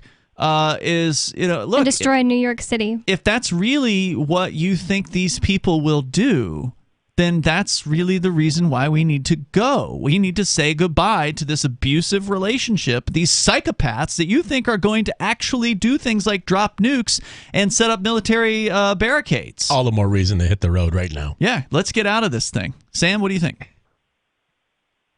I think, honestly, probably the opinion of they might try and do something, but I doubt it'll do anything. Yeah, the other thing you have to remember is and I think it was Bob Murphy who made this point in his, he made a 45-page treatment or study or whatever about why Texas should secede and answered a bunch of the objections, all the common stuff that you tend to hear about. Well, you can't secede. That was decided by the Civil War. And, all this, the typical crap that you hear. And he pointed out, hey, there's loyalists who are going to still be in New Hampshire. Right, because it's not going to be 100% of New Hampshire that votes to secede. Right. It might be 77% or 70% or 80% or whatever. Well, you still have 20 to 30% of the people here that they haven't pulled up roots and left, so they'll be U.S. loyalists. Are you going to drop a bomb on them? And imagine how unpopular that would be if for some reason they were considering that. The other 49 states would absolutely oppose that, I'm pretty sure. Yeah, because, people have family members and stuff. I mean, I know a lot of people don't know where New Hampshire is, but there are some people that have family members here, including the very U.S. military men that they would be asking to put up on the border if that indeed did come to fruition. So, Sam, thanks for the call tonight, man. I definitely appreciate it. And hopefully, the liberty lovers out there will catch wind of this because well, first of all, it's hitting the news. It's hitting mainstream media. In fact, I actually had a story about it here tonight as written over at the Keene Sentinel. Apparently, the Keene Sentinel editorial board has already weighed in. Oh, what did they say? About this thing. In fact, they did it before it was even assigned a bill number because they actually had a feature-length story about this thing, this proposed constitutional amendment to declare independence from the United States. They actually had a feature story, and I guess the editorial board weighed in as well. Was that the hit piece about Matt Santanastasso, basically? Correct. Matt Santanastasso, who is a Free Stater and a first-time state rep and one of the co-sponsors of this thing. So, yeah, they plastered his name across the front page of the newspaper and tried to make him look like, this crazy secessionist. How could you elect this man? Was essentially the thrust of the story. But their headline here for the Sentinel editorial staff or the editorial board, because remember, an editorial is always unsigned, so we don't know who actually wrote this. Right. But purportedly, it's every single person on the editorial board of the Sentinel that agrees with this opinion, so they all are on board with this opinion. Headline, wasting time, frivolous state secession proposal should die a quick death. We'll share that with you coming up here in moments. Strong words. Number 603-283-6160. This is what you're going to get from the mainstream media. This is a common response. We'll share it on the way. Free Talk Live. There are basically two types of advertising, direct response and branding. Radio's great for direct response with its low cost to listener ratio, but audio can't be beat for branding, which is a longer-term endeavor. You want to be the first thing that someone thinks of when they think about your product or service. If you have a local business that you want kept top of mind in your community, call the station. If you need national reach, Free Talk Live's got around 200 radio stations, millions of monthly listening sessions, can suit all budgets, and if we don't think we're right for you, we'll tell you. Email me, mark@freetalklive.com. Brute force, intransigent defiance, adamantine will. These are the hallmarks of the AI tank. These gigantic machines have the firepower of an army, but they also have their own sense of honor and duty. When the world breakers arrive, battle will be joined, planets will shake, and war and peace will never be the same again. World Breakers. Stories from David Weber, Larry Correia, and more. Available August 3rd from BaneBooks.com. Looking for a great real estate investment? Consider New Hampshire, which is ground zero for the Liberty Movement. Your first call should be to Mark Worden from Porcupine Real Estate. He's more than just a real estate agent. He's your New Hampshire concierge. Where are the best places to live? Do you want farm, city, the burbs, or forest? Do you want a duplex or multifamily building so that renters pay your mortgage? There are homes in all price ranges in New Hampshire, and Mark can help with financing too. Invest in liberty and property. Mark Worden can help. PorcupineRealEstate.com. Are you tired of governments murdering people around the world? Stop using their money. There is an alternative. Bitcoin is a stateless, free market, non-political currency. Bitcoin cannot be inflated or controlled by any government. By using their money, you are helping the state. You have an incredible alternative available now. Learn it, use it, spread it. Get started with Bitcoin at Bitcoin.com. That's Bitcoin.com. Free Talk Live. One of the counselor's excuses for her behavior after call accused her of engaging in stealing. This is stealing. You're taking something from somebody who believed they owned something, and by all evidence did own something. You're taking it from them. And as you say, Mark, this goes on all across the country. They're called tax sales or tax deeds. Whenever people drop back in not being able to pay property taxes, in this case, it's because of the down economy. These people are having a tough time. At one point, she got very frustrated, and she said, well, it's not stealing because it's the law. So apparently, when the law says you can take something that's not yours, it's not stealing. And now all the law is, as you pointed out, and you talk about the Constitution that's supposed to be the highest law of the land, the law is just words on paper written down by men and women. Some of them signed their names to it, but most of us, in fact, 99.999% of us, never signed anything in regards to their laws. Free Talk Live, 7 nights a week from 7 to 10 Eastern, live on the Liberty Radio Network at LRN.FM.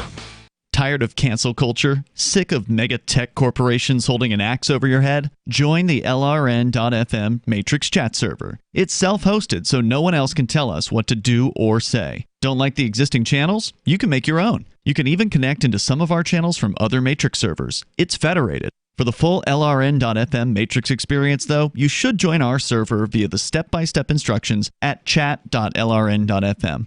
Chat.lrn.fm. So you've signed the Shire Society Declaration and are planning your move to New Hampshire to be around more liberty-oriented people. Next, sign up for the Shire Society Forum at forum.shiresociety.com. There are a bunch of people there who are already in the Shire, and they want to meet you. If you're already in the Shire physically, you should also come by the forums. Remember, not everyone uses Facebook. New people are signing up for the Shire Society Forum every month, so drop in and say hello at forum.shiresociety.com. You can stick it to the man and big tech. Join our FTL social mastodon at social.freetalklive.com.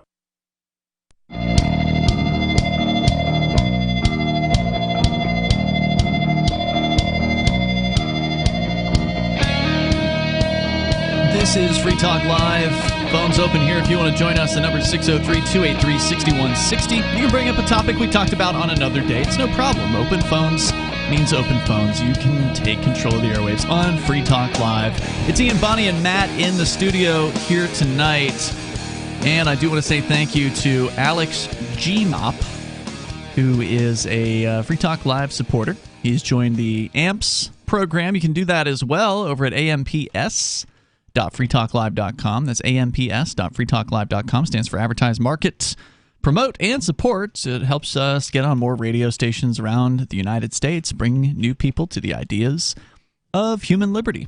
So if that's worth a few bucks a month to you, you can do it. You can join it for as little as $5 a month, and that's what Alex did over there at amps.freetalklive.com. We're going to continue here. I got the Sentinel editorial. So this is the first official, I think this is the first official hit piece that has been written against the secession proposal here in New Hampshire. I think we're going to see more of it happen now that the bill has been signed, an actual bill number. That just happened this week. It is CACR 32, for those that want to check out more details about it. I wrote up a piece over at nhexit.us. You can read more about it there. It has a super weak title already, like frivolous is the worst they've got. Yeah, well, they say wasting time. Frivolous state secession proposal should die a quick death. So this is the Sentinel editorial. Sentinel, by the way, is the Keene newspaper. It's been around since like the late 1700s, so it's been around for a long time. Yeah, it would be a shame to have people just start dropping their subscriptions to the Sentinel right now. Well, they're going to drop their subscriptions because most of their subscriptions are elderly people who are going to eventually die off. Their subscription numbers have been dying down over the last 2 decades. I remember reporting on it, I think in 2013. I mean, they were already taking a beating in like 2013. I wrote a story about it over at freekeen.com, like down thousands and thousands of subscribers over the last 20 years. So the General Court in Concord sees its share of quirky and sometimes downright wacky legislation filed each session, says the editorial board. These can be the product of pet peeves harbored or causes célèbres promoted by citizen legislators who figure, what the heck? Every bill gets a committee hearing no matter how dim its prospects, so why not file this one? Perhaps then it was not surprising to learn that for the upcoming session, 7 members of the House of Representatives had proposed a constitutional amendment calling for New Hampshire to secede from the United States and become a sovereign nation. Now, that's interesting that the Sentinel would be both dismissive of this to suggest that it's just one of these little bills. Wacky. Yeah, all these wacky loons up there. There's 400 people in the state legislature. They put all kinds of crazy stuff up. But they don't write editorials about all of those. No. It's just this one. Just this one. They feel threatened. They're hardcore statists, and they don't like that, their hardcore statism is being dismissed. Residents of Cheshire County District 14, which takes in Dublin, Fitzwilliam, Harrisville, Jaffrey, Rindge, and Roxbury, could be forgiven. Surprised at learning that their representative, Matthew Santanastasso of Rindge, is one of the sponsors. Santanastasso, who was elected in 2020, has not yet shared his thinking on the amendment, so his constituents are left wondering what's motivated him to go to Concord to break up the union. And you know what his constituents are really thinking? Heck yeah. Guy's a hero. No, what they're really thinking is, should I shovel the driveway before making coffee, or should I...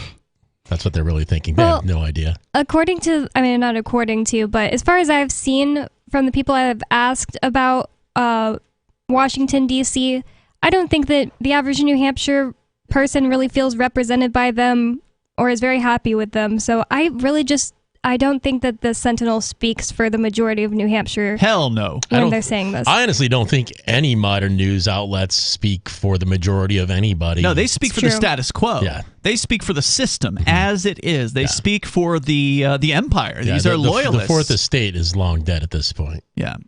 But some of his co-sponsors have spoken out, and their rationale is either intentionally ineffectual or downright alarming. In the former camp is co-sponsor Peter Terosian of Atkinson, who told the Sentinel the proposed amendment is meant more as a statement than a practical matter. He conceded there was, quote, not a snowball's chance, unquote. The proposal would gain the 60% support it needs in each house, even before requiring a two-thirds popular vote to be adopted. Instead, Terosian described it as, quote, a shot across the bow to the feds, unquote, although a more apt idiom is, quote, tilting at windmills, unquote. Well, it's really sad that that's the kind of faith that people have in their supposed elected representatives, that they don't even expect them to vote to let the New Hampshire people vote on this. Yeah, that's true. And that's ultimately the question, is not whether or not the reps agree with secession, right? But whether they simply agree with letting the people have their say. Speaking of tilting at windmills, I wonder which has sold more copies, Don Quixote or the Keene Sentinel? Sentinel? Then there's Representative Mike Sylvia of Belmont, a co-sponsor. He's not just a co-sponsor, he's the prime sponsor, who shamefully speculated in an online video chat that the proposal might attract support from those who harbor such anti-immigrant beliefs as, quote, those dirty Mexicans or Guatemalans or whatever are coming across the border, bringing in COVID with them, unquote. What? Okay, that was the only time I've seen the media use that quote completely out of context. Usually they at least give him the fact that he said, this isn't my belief, right before he said those words. They do throw that in here. They say, as is too often the case with politicians, he disingenuously sought to distance himself from those views. Quote, this is not my feeling, unquote, he said, even while he aired them. And he's given no indication he wouldn't welcome support for his secession proposal from those who hold them. And you know what? I'd welcome that support.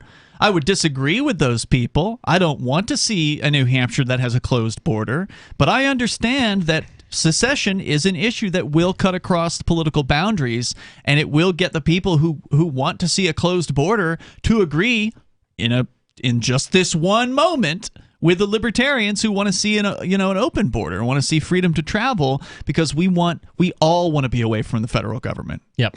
And I've said this, that this is going to be the primary schism. Once we secede from the United States, the freedom, quote-unquote, freedom movement's going to schism right down over this particular issue. It's going to be the people who want to have a locked-down border and the people who want to have freedom to travel in and out of New Hampshire. It's going to be a huge schism. One of the people that helped me finally, that was like the second to last thing that I stopped being a statist about, was closed borders. I used to think, oh, well, obviously the borders have to be closed. I don't. That's what they taught us in school. I don't want to even explain. Yeah, that's just memorization. That was my issue too, Bonnie, a long time ago. Adam Kokesh, some video of his back in 2016. That was the final thing that got me to understand. Yeah, we don't need closed borders, and there shouldn't be a military. Indeed. Just taking it back to the first segment. So this led, let's see, House Speaker Sherman Packard to issue a statement that the House's Republican leadership disavows racial stereotyping, which that wasn't what he was doing, and has no involvement in promoting secession. So we already know the big boys in the Republican Party are going to go against this because they love their federal government. They love their, even though they don't like Joe Biden, they still love the idea of a huge-ass federal government that they might be able to control someday. Yep, they are socialists. Terosian is at least honest in offering his snowball's chance assessment of the proposed amendment's prospects. There was, of course, a cataclysmic civil war. Can't go through a mainstream media article about a secession proposal without talking about civil war. Calling that one up.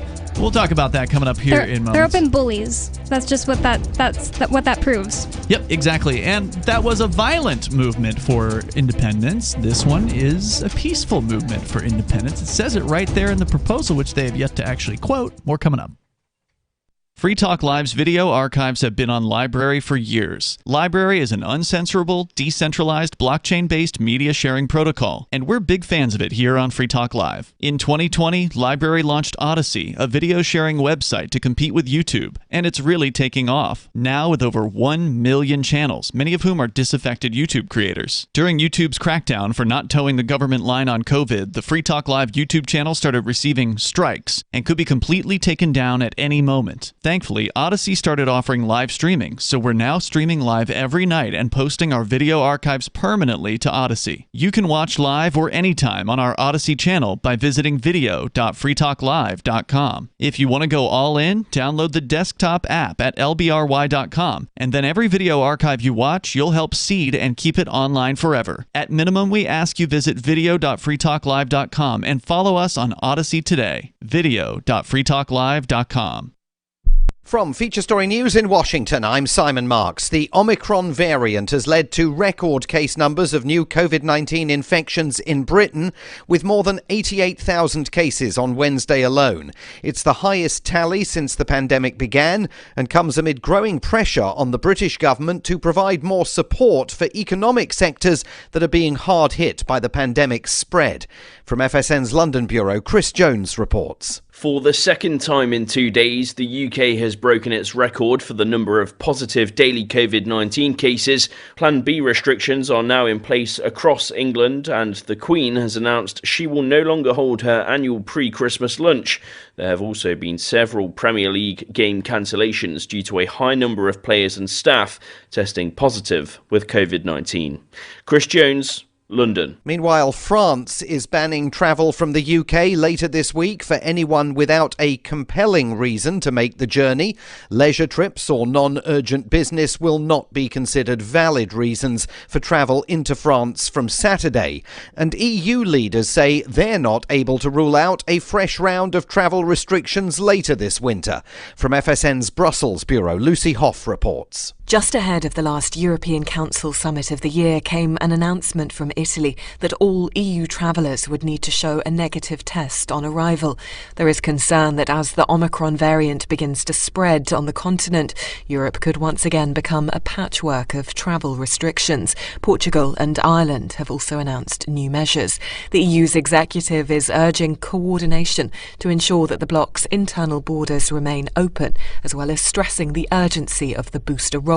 Ghislaine Maxwell is unlikely to testify in her own defence at her sex trafficking trial in New York. A family spokesperson said she is too fragile to take the witness stand.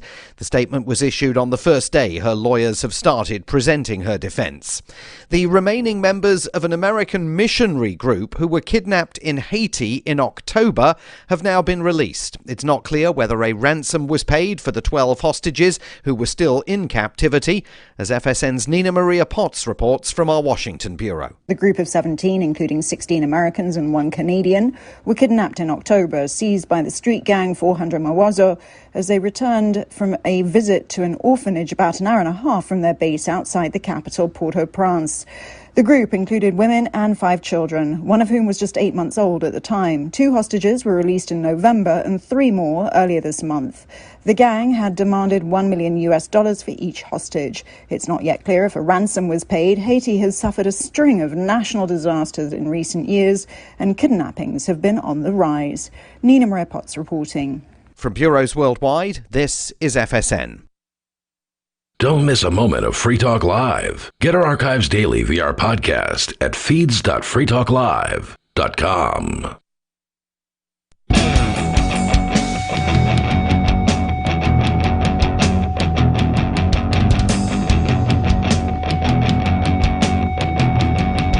It's Free Talk Live. Phones are open if you want to join us here. You can bring up whatever is on your mind tonight. The number is 603-283-6160. That's 603-283-6160. We've been telling you about how Intercoin can help any business and organization launch their own currency or raise money using their own token. And Intercoin has now launched its investor token worldwide. And for the first time, it's available on an exchange. You can go to xmarkets.com. That's exmarkets.com. And sign up there with just an email address. You can keep your privacy intact which is something that makes X markets kind of unusual. Like, they don't need to know your customer information. You can deposit dozens of different cryptocurrencies there, including Bitcoin, trade them for Tether, and then use that Tether to buy ITR, which is the Intercoin Investor Token. To learn more about the Intercoin vision, go to intercoin.org, and you can buy or sell ITR on xmarkets.com, exmarkets.com. You just might be advancing the cause of liberty around the world. As we continue, Ian, Bonnie, and Matt in the studio tonight. We'll get back into more of the Keene Sentinel's attack against this little piece of legislation that's just as insignificant as all of the other insignificant legislation that these state reps put forward, but they're going to go ahead and make an editorial about it because it's just that insignificant. So we'll tell you more about what they have to say here. Of course, they're bringing up the Civil War in the next paragraph. But first, we go to your phone calls and thoughts. Tommy's on the line listening to WGOW on FM down there in Chattanooga, Tennessee. Go ahead, Tommy. Oh, hey, I just wanted to say hello from Dixie to you, Ian and Bonnie and Matt. And I wanted to thank you for your great show and appreciate what you're doing there to spread the word about independence and secession and state sovereignty. Thanks. And I was Thanks, I just wanted to tell you, one of the tricks that the media likes to play is they want to always muddy the waters with getting you to react to an accusation, a false accusation regarding race, whenever there's something positive that you want to propose. And so I would just suggest trying to emphasize the constitutional freedom and economic liberty aspects of secession and not always be defensive against these accusations that they make that are unfounded and erroneous.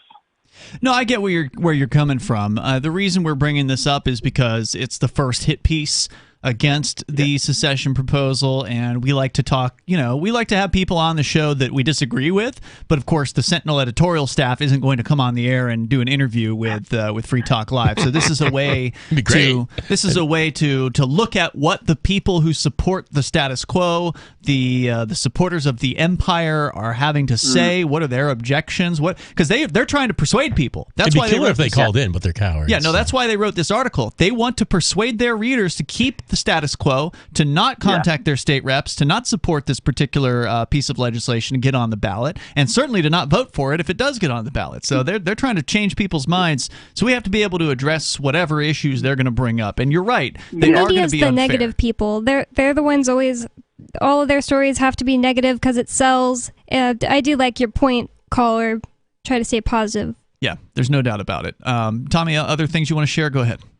Yeah, no, just keep up the good work. And there was something else that I wanted to bring to your attention that you may not know about, but back in the 1970s, there was something called the Liberty Amendment to abolish the IRS or actually abolish the income tax, the national income tax.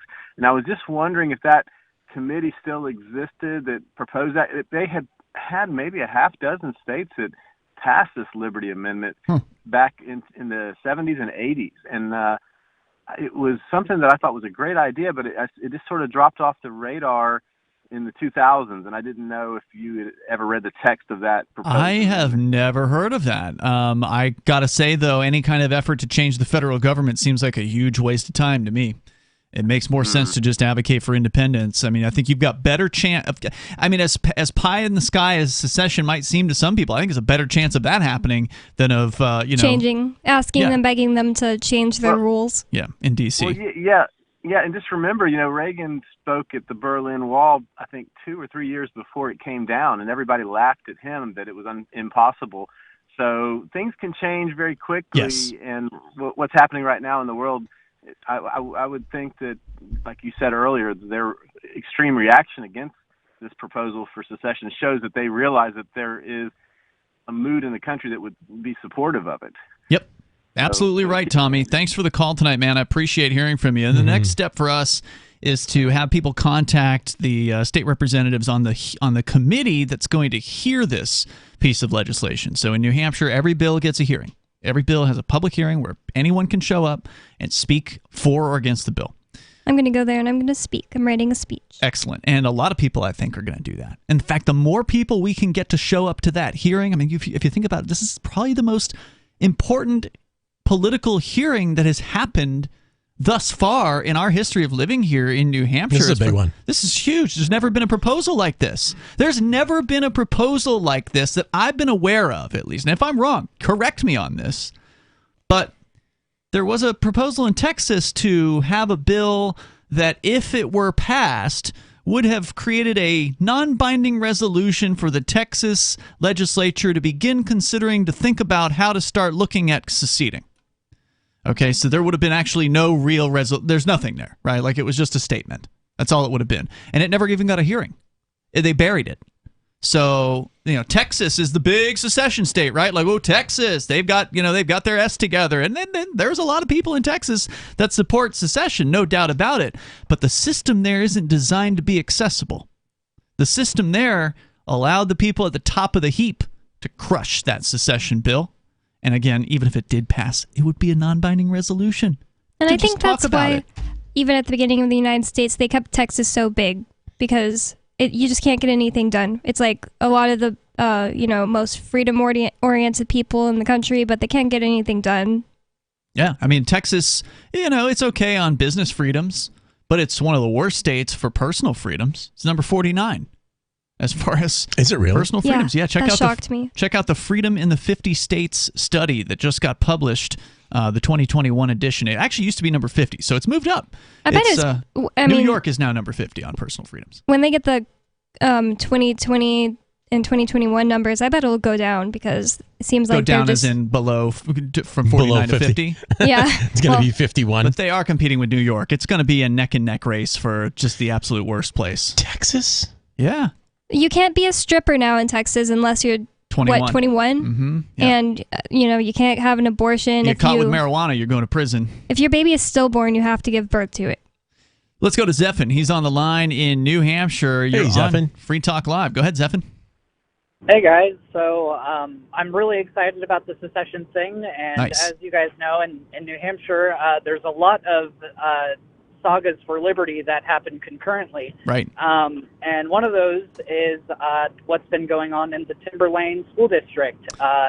And so I don't want to bore you guys to death too much, because there are a lot of details with this. But to keep it short, several weeks ago, the chair of the New Hampshire Libertarian Party, Nolan, was arrested at this school board meeting for essentially calling them out and speaking out of line. And actually, no, he wasn't even speaking out of line. He was sitting quietly in the audience in a segregated audience. So they were demanding that the people who were unmasked go into a special segregated audience area. And he and his wife had decided they were just going to sit like, it was any old normal times in the normal area. And and they stopped the meeting specifically to target him for arrest. The video is over at freekeen.com if you haven't seen it. I took all the different angles available, the official school footage, the school board's footage. I took his camera, and I took the camera of another lady that just happened to send her video into him. So you can see like a multi-angle of what happened there. But that's not the first time they did this, Zephan. They also arrested a lady in her late 50s. Kate Bossy. Yeah, I think it was her name. I think it was back in May. Yeah. For the exact same thing. She wouldn't wear a mask. I know you had a point you wanted to make, so stand by. We'll bring it back here. That's Zephan on the line, newer mover here to New Hampshire. I think he just moved up earlier this year. Yeah, all-around good dude, too. Yeah, great guy. And he's getting active in the New Hampshire Liberty Alliance, and he's really jumped out and started running. He's a doer. He got here from California. Uh-huh. One of the worst states to be. Smart guy. Yep. 603-283-6160. You can join us here. This is Free Talk Live. Hey, you are going to love the movie Victimless Crime Spree. It's hilarious, heartwarming, and carries a ton of inspiring freedom messages. Feeling down about the lack of liberty in your life? You need to put on this film with some friends and have a good laugh. It's a true story about me and my friends in New Hampshire living free, singing, dancing, and getting arrested. Of course, it's all on video, and the bad guys, the cops, judges, bailiffs, and sheriffs, they all play their part like it's out of a movie or something. You would think we scripted the whole thing, but it's real life. Go ahead and have a watch, and if it's been a while, have another look. I guarantee you'll notice things now that you didn't notice before. And the best part is that you're going to walk away feeling a renewed sense of your own power. You are the master of your destiny, and you will be free in your lifetime. Victimless crime spree. The new 4th edition of Healing Our World, The Compassion of Libertarianism, will take your understanding of liberty to a deeper level and has over 1,300 updated references, new cartoons, and a foreword by Dr. Ron Paul. With discounts for multiple book purchases, the 4th edition of Healing Our World is a great gift for the liberals, pragmatists, environmentalists, and Christians in your life who think libertarianism is cold-hearted. Get yours today at healing.freetalklive.com and use promo code FTL for a $5 discount. If you want to know the latest about Free Talk Live before we go on the air, all you need to decide is how you want it delivered. It's your choice. Visit news.freetalklive.com to receive our usually weekly news updates by email. Plus, we have a Twitter account at twitter.freetalklive.com, and you can follow us on the decentralized Mastodon platform at toot.freetalklive.com. So please follow us at toot.freetalklive.com and sign up for our emails at news.freetalklive.com. On Free Talk Live, we're bringing people to the ideas of liberty every day. From wrestling superstars like Glenn Jacobs. You guys really are having an impact, I believe. Like I said, a lot of where I am now is due to listening to Free Talk Live. You changed my mind on some very important issues years ago. To random people tuning in on the radio.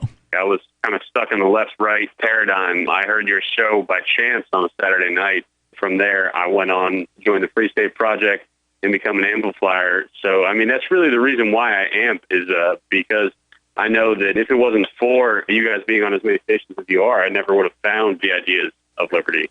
You can help more people hear the message of liberty by joining Free Talk Live's AMPS program on Patreon for as little as $5 a month. And you'll get access to special perks. Visit amps.freetalklive.com, amps.freetalklive.com. There are lots of ways to listen to Free Talk Live. Our podcast has been around since podcasts began, and now the FTL feed is loaded with content besides our full show archives. Did you know that we make it easy for you to customize your podcast subscriptions? We have different feeds, one that includes only our full shows, one with just the Daily Digest, and our main feed that includes everything. You decide what you listen to. It's quick and easy to customize your feeds at feeds.freetalklive.com. That's feeds.freetalklive.com. Are you tired of your taxes funding endless occupations around the world? Antiwar.com is run by people who understand that wars abroad become wars at home, wars on our freedoms. Antiwar.com is dedicated to bringing you the latest in news, views, interviews, and reviews from the top movers and shakers in the anti-occupation movement. Antiwar.com has it all, from thorough foreign policy analysis to interviews with whistleblowers who used to run the military-industrial complex. Anti-war, pro-free market. That's antiwar.com. We're still not sure why you'd want to watch, but our video feed is streaming nightly for free at cam.freetalklive.com.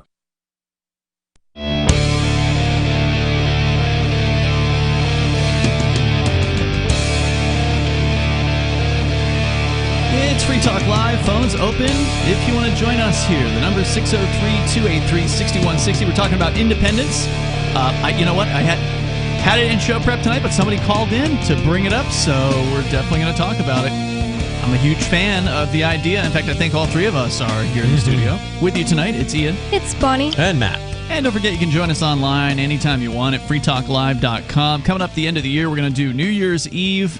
We're going to do a Freer Talk Live episode, which means we're going to be ringing in the new year with you here on our live internet feed version of the show after the radio show. I love Freer Talk Live. Freer Talk Live is the best. It's so much fun to do those shows. And you're going to be possibly a winner if you are a Free Talk Live supporter of the AMPS program, because we're going to do a drawing for a Bitbox. And we've given away one Bitbox already under a different circumstance. Now we're giving one away to anybody who happens to be a member of the AMPS program. So another reason to join up. Of course, the main reason to join should be that you want to help spread the ideas of freedom as far and as wide as possible through Free Talk Live at amps.freetalklive.com. But what is the Bitbox? It is a hardware wallet, and it's 100% open source. So that sets it apart from a lot of the competition out there in the world of hardware cryptocurrency wallets, specifically for Bitcoin, Ethereum, and I believe Litecoin. If you've got some of those cryptos, you definitely want to check out the BitBox over at box.freetalklive.com. You can learn more about it there. You can buy I have one. I like it.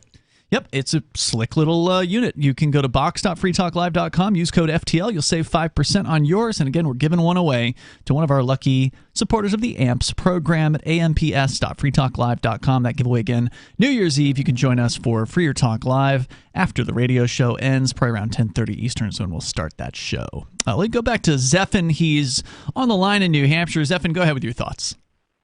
All right, so just continuing with the Timberlane School Board, the reason why Nolan was, fighting against them and why a lot of us have stood with them since then is because the state is trying to force its religious values of masking on children, and so that's what we were standing up for originally. And so since then, they've been happening every 2 weeks, and there have been a sizable amount of Liberty folks there, because this is New Hampshire. And last 2 weeks ago, they actually shut down the comments period because they just were too afraid to hear what anyone had to say. Wow. Luckily this week they opened it back up, and oh boy, have they gotten much worse since then. Not only did they mandate that kids had to wear masks, they also kind of covered for a teacher that was engaging in sexual misconduct with a minor. What? They were also there was a worry about a school shooting that was happening, and they didn't inform any of the employees or any of the parents. Let's see, what else? Before you go on with that, I'm curious. It sounds like you're saying a group of liberty activists has been attending this particular meeting since the arrest, or more of them have been attending since the arrest of the chairman of the Libertarian Party of New Hampshire. Are they going and committing civil disobedience by doing what the chairman did and sitting in the normal section instead of segregating themselves into the disabled quote-unquote section, as the school board is calling it? Are they committing that civil disobedience act? So at this time, they're not committing the civil disobedience. That's too bad. That's kind of a bummer, but because of his action, it's no longer called the disabled section. It's now just like half the room is dedicated to those that are unmasked, because there's essentially just as much of us as there is of the masked crowd. So it's not back in the back where you have to go in over stairs to get to it anymore? No. That was so ridiculous. It's split right down the middle, like right in the middle of the room. So now, have you personally been to one of these? Yeah, I've been to every one since Nolan got arrested. Are they still? Nolan had told me that they have a special segregated entrance for those who are unmasked. Are they still trying to get unmasked people to go in a separate entrance? No, that wasn't the case this time. In fact, a group of us actually sort of stood next to the mask bowl, and we're like, hey, if somebody wanted to pick up a mask, we were like, hey, you don't have to wear a mask. Like, it's not required. And, nice. and they're like, really? And we're like, yeah. And so we got a couple of people to end up not wearing masks as a result of that. So that's good. It's sad how many people are willing to just go along to get along and not actually stand up for freedom. But just a little bit of encouragement, a little set the example, and all of a sudden they'll climb on board. Yep. Yeah, but I mean, the sad part is that despite all of us, standing against the tyranny of these medical fascists, they still don't listen. They're still just as unaccountable as before. I sort of think that the only way that you can get these people to listen is to just defund the public school system. Yeah, that's it. And Absolutely. the only way that you do that is with one child at a time, and well, that's one way you can do it. The other way is you actually get enough people in the state legislature to pass some sort of thing that actually abolishes government schools. I mean, they're nibbling around the edges right now, like with the educational savings account thing that they created here in New Hampshire. And the Democrats are pissed about that. Zephan, I know that you must know, because I looked through the the bills that are proposed for this year, and it seems like the biggest thing that the Democrats are coming up with is trying to get rid of that savings account. It seems like that's the thing that they hate made the Democrats the most angry. They hate the education freedom accounts. I mean, I'd say that 1/10 of the bills that are proposed, are like something to do with the education freedom accounts. Trying to attack it, They yeah. know that this is a threat to their monopoly for sure. And aren't the numbers showing like 75% of New Hampshire parents support school choice or something like that? Yeah, that's what I've seen, is that there's an overwhelming amount of support for parents to have ownership over the education of their children. I mean, that's a big shock. Yeah. So, I mean, we're moving in the right direction here with this, and what's happening, and they pointed this out, the Free State NH on Twitter has been pointing out some of the just absolute shrieking that the people on the left have been doing over this particular issue. They, in many cases, are so frustrated. Some of them are leaving. And that's the thing. It's like a lot of people think that there's going to be more statists moving into New Hampshire, and it's just, I don't believe that at all. I think we're creating a place that is actually a deterrent to a lot of these people. They're literally sharing with their friends on Facebook or Twitter or whatever why they don't like living here anymore, and it why looks like no one an advertisement to Liberty people. Yep, and why no one should move here who's an ardent statist. So And, Zeph, just, go ahead. Just one final thing, and then I could let you guys get on to talking about secession, because that's got to be one of my favorite topics. Nice. So if there's one thing that anyone listening to me gets out of this, it's just take your kids out of the public school. Best thing you can do. That is what you have to do if you hate these tyrants, and if you want to be any sort of threat to them. Like make sure that you are in control of your child's education. There is nothing more than they hate than that. So on that note, thanks, guys. Well, and to that end, this program that we mentioned that the people on the left really hate is out there, and it is called the Education Freedom Account. You mentioned that, Zephan. And so parents who have their kids in the government school and who want to, and I don't know if it applies to homeschool. I've heard a rumor that it does, but it's no? So the Education Freedom Accounts can be used for any education of the parents' choosing. So Nice. a lot of libertarians are like, you could even purchase the Ron Paul homeschool curriculum with it, which is absolutely true. That's amazing. Yep. That's amazing. So, and there's money available that you already paid if you pay property taxes in New Hampshire, and if you pay rent, you're paying property taxes that you've paid for, that you can actually get to put towards this education of your choice. It's an amazing program, and there's nothing quite like it out there. Zephan, thanks for the call tonight. Appreciate it. And by the way, he's doing a lot of work over with the New Hampshire Liberty Alliance at nhliberty.org. If you are out there listening to all the cool stuff coming out of New Hampshire, the legislative changes that we're seeing here, the free staters that are in office, and the work that they're doing, and you want to help support it, but you haven't been able to figure out how to move here yet, or your wife or your husband just isn't willing to move here, and you still want to support this movement, the New Hampshire Liberty Alliance is a great organization to contribute to. So look them up over at nhliberty.org.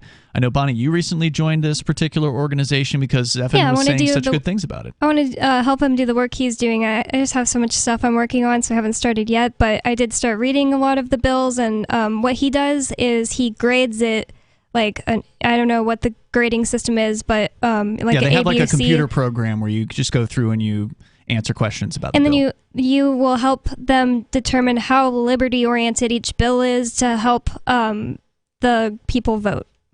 If you're a parent and you're interested in that Education Freedom Account thing, check out educationfreedomnh.org. They've got a gorgeous looking website. The best thing my parents did for me was homeschool me kindergarten to 3rd grade and then 8th grade. I think about it all the time, how grateful I am that I was homeschooled at least part of my education. I think it's done amazing things. educationfreedomnh.org. We'll continue with more of the attack against the secession bill, the independence bill, being attacked in the mainstream media already. It's Free Talk Live. What if you want to hear the latest episode of Free Talk Live, but all you have is your phone, you forgot to download our archive, and you have no data connection? You can call our Listen line at 641-793-0191. That's a long-distance number, so you may incur charges. If not, listen as long as you want. 641-793-0191. The Free Talk Live Listen line, 641-793-0191. Do you feel like your nation, state, or community no longer holds your values? Have you dreamt of a place where people agree that liberty is important and are free to pursue their projects so long as they respect the property of others? There are many people just like you that are discovering freeprivatecities.com. Their social media links are at the upper right of the page at freeprivatecities.com. All skill levels will be needed when the first of the Free Private Cities opens. It's sooner than you think. Stop arguing and build. freeprivatecities.com. I'm crazy about My Magic Mud. This is the most important oral care product created this millennium, and I'm not kidding. We all have different opinions on politics and issues, but we all have mouths. And I want yours to be as clean as possible, with teeth as bright as they were meant to be. I will never be without My Magic Mud. It's a little surprising, but man, does it work. If you only listen to one thing I say ever, go to mymagicmud.com and get 20% off with code FTL. mymagicmud.com, code FTL. Tired of cancel culture? Sick of mega tech corporations holding an axe over your head? Join the LRN.FM Matrix chat server. It's self-hosted, so no one else can tell us what to do or say. Don't like the existing channels? You can make your own. You can even connect into some of our channels from other Matrix servers. It's federated. For the full LRN.FM Matrix experience, though, you should join our server via the step-by-step instructions at chat.lrn.fm. chat.lrn.fm. You're listening to the live edition of Free Talk Live. Hour number 3 is next after the news here on the Liberty Radio Network at LRN.FM. From Feature Story News in San Francisco, I'm Ira Spitzer. U.S. markets closed lower on Thursday after a sell-off in shares in major tech companies gained pace. Meanwhile, jobs figures show new unemployment claims are holding at pre-pandemic levels. FSN's Sarah Walton reports from New York. The three major indices all briefly saw gains on Thursday before turning red. The S&P fell by 0.9%, but it was the Nasdaq that fared worst, ending the day down 2.5%. The Dow closed close to flat, down by just under 0.1%, propped up by well-performing bank stocks after the Federal Reserve announced yesterday plans to increase interest rates and wind down asset purchases next year to address inflation. Meanwhile, Labour Department figures show new weekly applications for unemployment benefits in the US rose by 18,000 last week to 206,000. That number remains at pre-pandemic levels 7 days after hitting the lowest level since 1969. U.S. health officials at the Centers for Disease Control and Prevention are weighing up the risks of Johnson & Johnson's COVID-19 vaccine following more cases of a blood clotting reaction. It comes as a rise in coronavirus cases, and the threat of the new Omicron variant forces some schools and colleges to close and move online. FSN's Nick Harper reports from Washington. The CDC Advisory Committee is looking at new data which shows a rise in the number of cases of a blood clotting condition after some patients received the one-shot Johnson & Johnson COVID-19 vaccine. The Food and Drug Administration has reported a particular increase in women aged 30 to 49, with around one case in every 100,000. The disorder impairs blood clotting, sometimes causing internal bleeding. It's thought 9 patients have died as a result. Meanwhile, education in the US has once again become a casualty of the pandemic. Cornell University in New York State reported that more than 1,100 students have tested positive, leading the university to switch exams online and close much of the campus. Facebook is notifying nearly 50,000 users in more than 100 countries that they may have been targets of hacking attempts by surveillance companies. The social media company is taking enforcement actions against 7 of those companies. Technology correspondent Rachel Silverman has more. The notifications and enforcement actions are a result of a months-long investigation by Facebook's parent company Meta into what it calls cyber mercenaries who engage in surveillance for hire. The social media company says the investigation reveals new details about the way surveillance companies enable their clients to indiscriminately target people across the internet, to collect intelligence about them, manipulate them, and ultimately compromise their devices. From bureaus worldwide, this is FSN.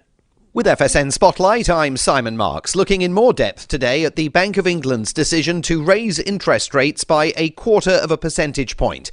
It's the first major It's the first major central bank to raise rates since the COVID-19 pandemic began. The decision follows the news that Britain recorded an inflation rate of 5.1% last month. That's the highest annual rate in more than a decade. It follows data in the US, where prices are rising at their fastest level since 1982. Central banks around the world face complicated decisions in the months ahead. Well, the Bank of England are certainly in a quite uncomfortable position. They will see inflation surging, but they also see the economy slowing. Suren Thiru is the head of economics at the British Chambers of Commerce. Prices in the high street on shop shelves are rising at a faster rate than wages at the moment. So that means the pound in your pocket is going less further than it did maybe 6 to 8 months ago. So that's clearly a concern, because that impacts people's incomes in real terms. That's after inflation, but also has an impact for the wider economy, because consumer spending is such a critical part of the UK economy. It counts around 2/3 of economic output. In the rest of Europe, inflation hit 4.9% in November. That's a record for the Eurozone. The pressure is on not just central banks, but political leaders as well, to demonstrate they can weather very uncertain economic waters. With FSN Spotlight, I'm Simon Marks. The main news again. U.S. markets close lower after a sell-off in shares in major tech companies gains pace. U.S. health officials weigh the risks of Johnson & Johnson's COVID-19 vaccine following more cases of a blood clotting reaction. And Facebook notifies nearly 50,000 users in more than 100 countries that they may have been targets of hacking attempts by surveillance companies. That is the latest Feature Story News. Ira Spitzer reporting. This is William Chambers. Now a retired insurance salesman, Chambers is just one of over 95% of grandfathers who, according to a new report from the Center of Business Intelligence, secured their first and only job by walking right up to the owner of a business and asking for a position right then and there. I slammed my fist on the desk and said, "I'm your man." He stood right up. He shook my hand and he said, "You come in first thing Monday morning." According to the report, nearly 36% of grandfathers claim that they found employment by entering a local business with nothing but a nickel in their pockets and a shirt on their backs. 24% saw a fine-looking marquee for a business and said, "Someday my name's going to be on that sign." And 40% of grandfathers said they snuck into the CEO's office and said, "Mr. McKinley, sir, I'm your guy." It just took gumption. You didn't need some fancy internship. Looking the boss dead in the eye and showing him you were a man. That was your internship. This is the Onion News Network.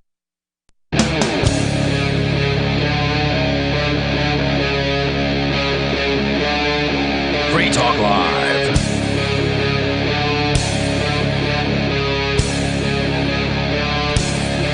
Free Talk Live, kicking off the third hour of the program. Open phones. You can join us here. With you in the studio, it's Ian. It's Bonnie. And Matt. Join us online anytime over at freetalklive.com. We've got a lot of features on the site that you can avail yourself of, including archives that go back a ways.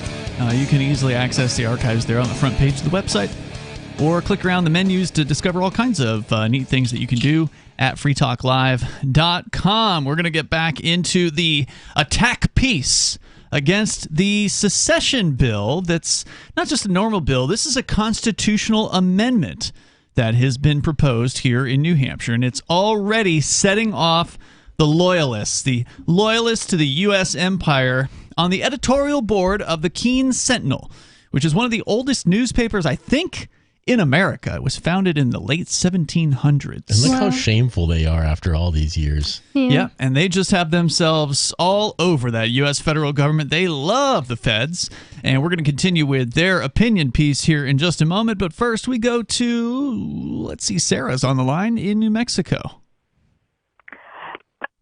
Yes, I just wanted to call in about when I was in El Paso visiting.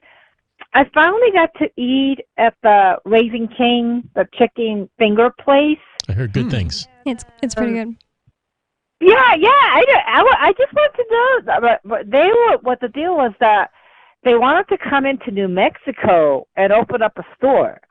So the people were really excited, and they were talking about on the local show. Mm-hmm. So I had an opportunity to eat there. I just wanted to really find out why it was so great. You know what I mean? So, but I think why it was a it? little bit more.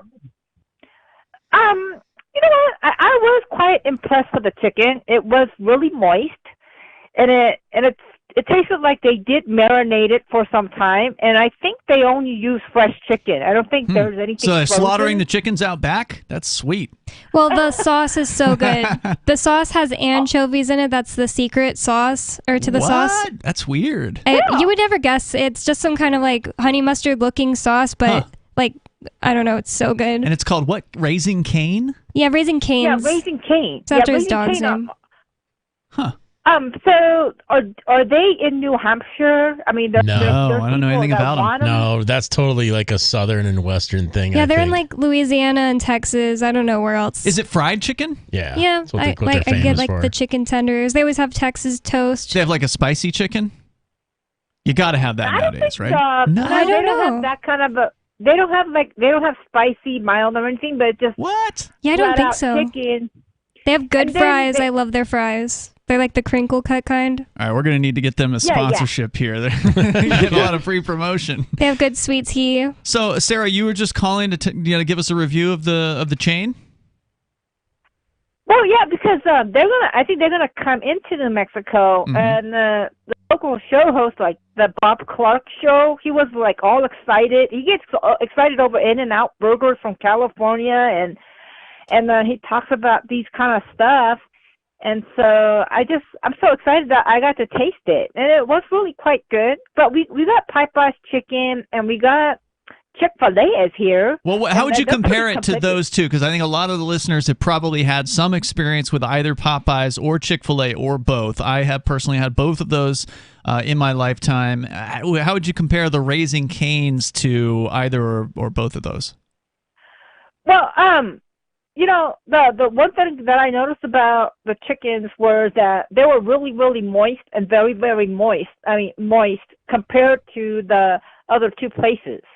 So that's my assumption was they either marinated the meat to soak in the moisture, and then the batter kept they batter all of it, but it seems like they must use fresh chicken only and never frozen. Now, I wouldn't say necessarily that Chick-fil-A is not a moist chicken. They seem to have it down. But would you say the flavor? Because ultimately it's the flavor that I think really sells it. Was the flavor something that you would say they're number one, or not quite as good as Chick-fil-A, or what? Well, I don't know if they do like organic chicken. I know that the Chick-fil-A they're known for that. That's what makes them good. I've never heard that. Is that true about Chick-fil-A? They do organic? What really the hell does that even mean? I think so. What does that mean when it comes? That's what. That's why I've heard of organic so fruits and vegetables before, and I think a lot of it's just BS. But I don't think I think it means they're not pumping the animals full of antibiotics. The fake stuff. That's what I mean. When they say organic chicken, they feed them like grain, like vegetarian, what they're supposed to eat, instead of like animal byproducts. They just feed them everything. And they pump them up with hormones. So Chick-fil-A, their chickens are just natural. All right, so you didn't buy Raising Cane stock before you made this phone call, did you? Oh no, okay. I don't do that kind of stocking changer. I just looked them up. I just looked them up, Sarah, and they're the closest one to us. They're apparently one in Boston. One by Boston, yeah. Wow. And you know what? Before we get Sarah out the phone, I got a question for. Okay. I'm in this a mini debate with my beautiful and loving girlfriend Nikki, who you might know from Wednesday and Sunday nights on Free Talk Live. Mm-hmm. But Nikki has this thing where she wants a garden, and that's code for I want you to buy me a house and put babies in me. And what I want instead is a really fast, loud car. Should I get a really fast, loud car or make babies and buy a house? Babies and buy a house. I'm asking Sarah. Well, I mean, what do you want to do? You know what? If she wants babies, you don't want to have babies. You're not going to get along too well. I mean, I'm fine either way. I'm a pretty easy to please person, but I really like a 500 horsepower Camaro that makes a lot of noise. Well, I guess you're not ready to settle down, but you can't compromise it. That's one of those having children, having no children that make it or break it. So you're taking Nikki's side on this one. So I have to buy a house and a garden. It has to be true to yourself. You have to be true to yourself. Do you want children? That's good advice. That's good advice. Yeah. Hey, I'm good either way, though. I'm good either way. Thanks, Sarah, for the call tonight. I appreciate it. It's the first time I've really heard her give some good advice. You got to be true to yourself. You just got to find people's niche. That's all there is to it. Raising Cane's there in Boston, Massachusetts, and I don't know where else, but I'm surprised. I hate El Paso. Considering they're like a southern chain, that they're that far north. So I guess they're spreading out. Yeah. So good for them. It's hard to beat the Chick-fil-A customer service, though. I mean, those guys. Chick-fil-A is Raising Cane's is like, they kind of try to do the same thing. Oh, really? It's another place where I would pick up an Uber Eats order and I would see a huge line, but I wouldn't be worried about it because I know I'd just be like. They'd move it through. Yeah, It's just like Chick-fil-A like that. Yeah, and the Chick-fil-A people are genuinely such sweethearts, too. I don't know how they find that many sweet people. I don't know if it's truly genuine, but they seem like it. Oh, man, they seem really, really nice. Yeah, that's my pleasure, sir. They always say that. It's my pleasure. I hate that. I don't know why, but I really hate the word pleasure. Also moist, and she kept saying moist. I think it's a nice touch. To me, it's a line that is very unique to Chick-fil-A. You don't hear it anywhere else. I remember the first time I heard it, I think I was in Austin, Texas at a Chick-fil-A there. I'm like, And then I heard it again. I thought, oh, they tell their staff to say this. At first, I just thought it was the lady, just the one person I happened to be speaking with who was using that line. I was like, oh, that's a good line. It's my pleasure. Well, people at Chick-fil-A, they get one day off a week for sure. Mm-hmm. Sundays. Everybody gets Sunday off at Chick-fil-A. That's what I don't like about Chick-fil-A. Me too, but that my only critique. I could see how that could be, if you were like besides the whole religious thing. If you're some 17, 18, 19-year-old that really liked to party and you were guaranteed you're getting Sunday off, you could really hoe down on Saturday nights and not have to worry about going to work the next day. So that's kind of a perk. Don't you know multiple gay guys who just love Chick-fil-A? Yes, Bonnie? I would say that they're the biggest fans of Chick-fil-A in my friend group. And I'm always telling them, we shouldn't go there and spend our money there because they give money to conversion camps. And they're just I don't care what people do with their money. And I love Chick-fil-A. Is that what they're called? They're called conversion camps? The Pray the Gay Away camps? I know that's what I call them, Pray the Gay Away camps. I didn't know they called them conversion camps. Yeah, let's try to convert people, I guess. They sent Aria to one when she was growing up. That was one of the best stories I've ever heard anyone tell, and we got to get an episode of Freer Talk Live going so she can tell that. That's uncensored. Yeah, an uncensored version. That is an absolutely hilarious story she has to tell about her Pray Away the Gay camp. Well, it's not clear if she's going to be here on New Year's Eve yet. She might be. It just depends on the party situation, I guess, because she's free to go out and party, unlike some of us. The number here is 603-283-6160. We're going to continue with the attack against the New Hampshire independence movement and the bill that could make it happen coming up. There are basically two types of advertising: direct response and branding. Radio's great for direct response with its low cost to listener ratio, but audio can't be beat for branding, which is a longer term endeavor. You want to be the first thing that someone thinks of when they think about your product or service. If you have a local business that you want kept top of mind in your community, call the station. If you need national reach, Free Talk Live's got around 200 radio stations, millions of monthly listening sessions, can suit all budgets, and if we don't think we're right for you, we'll tell you. Email me, mark@freetalklive.com. When Monster Hunter International discovers one of Isaac Newton's wardstones being auctioned off, they decide to steal it and use it to destroy the Chaos God once and for all. But a mysterious thief upends their plan, and it soon becomes a race against time as something much older and infinitely more evil awakens in the jungles of South America. Monster Hunter Bloodlines by New York Times bestselling author Larry Correia and Baen Books. Visit monsterhunternation.com for more. Looking for a great real estate investment? Consider New Hampshire, which is ground zero for the Liberty Movement. Your first call should be to Mark Worden from Porcupine Real Estate. He's more than just a real estate agent. He's your New Hampshire concierge. Where are the best places to live? Do you want farm, city, the burbs, or forest? Do you want a duplex or multifamily building so that renters pay your mortgage? There are homes in all price ranges in New Hampshire, and Mark can help with financing too. Invest in Liberty and property. Mark Worden can help. PorcupineRealEstate.com. Are you tired of governments murdering people around the world? Stop using their money. There is an alternative. Bitcoin is a stateless free market non-political currency. Bitcoin cannot be inflated or controlled by any government. By using their money, you are helping the state. Stop doing it. You have an incredible alternative available now. Learn it, use it, spread it. Get started with Bitcoin at bitcoin.com. That's bitcoin.com. The Free State Project has reached its goal of 20,000 liberty lovers who've pledged to move to New Hampshire and get active to achieve liberty in our lifetime. Perhaps you're trying to figure out what part of New Hampshire should be your destination. If so, consider Keene. You'll find more than 150 reasons to move to Keene at move.freekeene.com. Keene is famous for its historic, publicity-generating activism, as well as being the liberty media capital of the world. It's home to freekeene.com, New Hampshire's destination for liberty activism, news, and opinion. For years, we've been compiling over 150 reasons to move to Keene at move.freekeene.com, where you'll learn about some of what's happening here and what makes Keene a great place to live. If you love liberty, you'll probably enjoy anywhere you end up in the Shire. But do your due diligence first. Please visit move.freekeene.com for the full list of over 150 reasons to move to Keene. That's move.freekeene.com. If you want to know the latest about Free Talk Live before we go on the air, all you need to decide is how you want it delivered. It's your choice. Visit news.freetalklive.com to receive our usually weekly news updates by email. Plus, we have a Twitter account at twitter.freetalklive.com, and you can follow us on the decentralized Mastodon platform at toot.freetalklive.com. So please follow us at toot.freetalklive.com and sign up for our emails at news.freetalklive.com.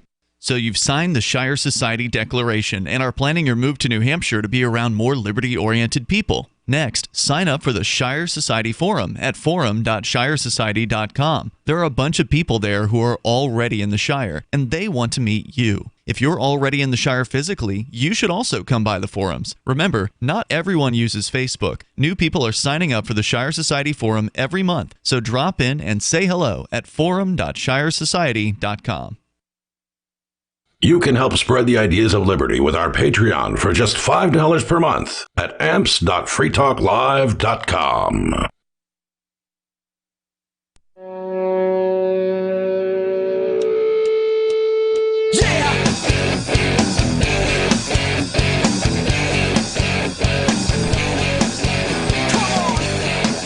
It is Free Talk Live, and you can bring up what you want here. Number 603-283-6160. That's 603-283-6160. In the studio tonight, you've got Ian. And Bonnie. And Matt. We're talking about the New Hampshire exit. The proposal to leave peacefully, mind you, to say goodbye to the United States federal government. Sorry, it hasn't been fun. It's been abusive. We're leaving. And we're leaving peacefully. That's the most important aspect of this. The hit piece that the editorial staff at the Keene Sentinel, one of the oldest newspapers, the oldest paper in New Hampshire, probably one of the oldest in the United States, that they're all about the federal government. They're all about keeping the status quo. So they wrote themselves a hit piece about this piece of legislation that if it passes the state House and the state Senate with 60% of the vote in both House and the Senate, then it will go on the ballot in 2022. It will then require 2/3 of the New Hampshire voters to vote for it. So it's a bit of a high bar to pass. But if it does get through, then it's pretty much, a done deal. I mean, this is a secession bill. This isn't some bill to start thinking about, considering how to begin talking about seceding. This is just doing it. This is it. And so that's one of the reasons why they're freaking out. That's one of the reasons why they're not just ignoring this. Because if they were to ignore it, then it probably wouldn't get as much, controversy. It wouldn't get as much attention. So I've got to say, I'm grateful for the New Hampshire, the Keene Sentinel for writing this attack piece against it. The more they attack this, the better off it's going to be for us. I wonder what Sig and Ruger will do. Who's that? The gun manufacturers? Yeah, because Sig has a couple of giant contracts with the U.S. military, and if New Hampshire's a foreign country at that point, how are they going to... Well, I would think that they would be able to import guns from outside of the United States. Yeah, but that would be the un-American thing to do. They're not buying They're not buying American-made products at that point. Well, let's just say that's the least of my concerns. I think secession is pretty American. That's true. I mean, what could be more American than patently American than leaving a tyranny? So we did it before, and so this is basically New Hampshire doing again what we've done in the past. We said goodbye to the king, in the late 1700s. So I'm going to continue with this attack piece here where the the Keene Sentinel's editorial board is saying, Wasting time. Frivolous state secession proposal should die a quick death. And so, of course, they've got to bring up the Civil War. They say there was, of course, a cataclysmic civil war fought 160 years ago in large measure by the northern states, New Hampshire prominently among them, to resolve that no individual state has a right to secede. And the Supreme Court and legal scholars have since asserted the same. Well, who gives a flip about what they think, about what the people who were willing to kill their countrymen think about whether or not people should be able to say goodbye? Oh, the abusive boyfriend said you can't leave, so that means you can't leave. He beat you once before, girl. You better stay right where you are. It's ridiculous. But that's the best argument they have, is that, oh, federal government's going to murder you if you try this again. And the reason I said it's proof that the Keene Sentinel is just pro-bullying is that's all that somebody winning a war and settling a dispute means. It's just if you're the biggest bully to the people who you don't want to leave you, then you win, and that's just how we should, make laws for the rest of the country to live by for forever. Stupid. So they say here, the co-sponsors seem to be motivated by their objection to what they perceive as federal intrusion on personal freedoms. That's, of course, a legitimate position to hold, but it's one that in our constitutional democracy should be advanced through the democratic process of selecting enough representatives to Congress who share that view. Oh, so just work within the system that has created the largest federal government that we've ever seen, the most intrusive bureaucracy. What's non-democratic about the way that this is happening? Oh, it's not the right way of democratic things. See, you're supposed to go and elect people to D.C. Just try to change the system. How would that get us out of D.C.? I don't understand what they're trying to say. You can make it better. Just try to change it. Look, don't leave. You can't leave. You can just ask him to stop being abusive and mean. Just change the abusive boyfriend from the inside. You'll persuade him. I'm thinking if secession ever went through, the people who were writing that article would be clear enemies of the people of the state of New Hampshire. Oh, yeah. Or the country of... Well, they're loyalists. Yep. They go on. They say, instead, it's a cynical waste of legislative time and effort for state representatives to propose breaking away from the Union just to underscore a point. It recalls a similarly specious bill introduced some 20 years ago by then state senator and now executive counselor David Wheeler, calling for New Hampshire to secede from the Union if the federal deficit got too big, a remedy the Milford Republicans seem to have conveniently abandoned while the deficit began ballooning again under former President George W. Bush. Now, that sounds like a legitimate critique. I would say so. Right? Like you got somebody on the right who says, deficit's getting too big. We got to secede. And then as soon as a Republican gets elected, he throws it away. It's okay to have a gigantic deficit. Yeah, so that's the one good point. But it sounds like a great bill. I'd get behind it if it was happening today. Yeah, I wonder what, they said it was 20 years ago, so I wonder what he considered to be too big. Because whatever it is, right. It's 29 trillion? A pittance compared to what we have now. Yeah. Is 29 trillion too big? It is currently over 29 trillion. No, they're talking about deficits. That's different than the debt. Oh. So the deficit is the difference between the amount that they budgeted for the year and the amount they actually spent. Right. Which is probably way higher now than it was 20 years ago, too, with all the COVID trillions. Which is okay because Elon Musk's going to pay taxes this year, and, it's all going to bounce back because of that, and the poor will be fed. Well, Biden even said this year, the United States federal government always pays their debts when they come due, and that's why I'm raising our whatever debt ceiling. Our ceiling. That's like I'm going to get a bigger credit card because I'm fiscally responsible. It's ridiculous. It's just silly. There's no shortage of serious issues, says the paper, to be debated and resolved and conquered. A petulant, we're going to take our ball and go home proposal to yank New Hampshire out of the Union rather than work to improve it should not be one of them, and the proposed amendment should die a quick death in the legislature. It'll be a lot of work once we secede from the Union. I still think there'll be lots of things to do. Sure. To make New Hampshire, the most free and peaceful, prosperous place it can be. I don't think it's just whatever he's trying to say, we don't want to put in the work to make a great society. That's stupid. Yeah, this is just straight up love for the federal government. This is just pure I don't even know if it obedience. is. You know what? I'm not sure if it is love for federal government. I don't think those people look at it that way. I think they do everything through the scope of fear. They're afraid of everything, and they think that, keeping things ardently the way they are is safer than the unknown. That is true for a lot of people. I don't think they really even do love the federal government. I don't think they understand it. They just think they're afraid of them killing us. Yep, I think they don't. The unknown. They want to be able to use it too. I think they want to be able to use the bad parts of the federal government against people. Yep. And they see it as a savior and a parental figure and all kinds of other things. There's mental illness going on there. Yeah. Definitely. And this isn't going to be the last attack. As I said, this is, from what I can tell, the first one. There have been some letters to the editor that have been written to other newspapers attacking this particular bill. By the way, it's CACR 32. If you want to learn more about the New Hampshire Independence Bill that has been filed, is going to get a hearing. And it will be voted on by at least the state house.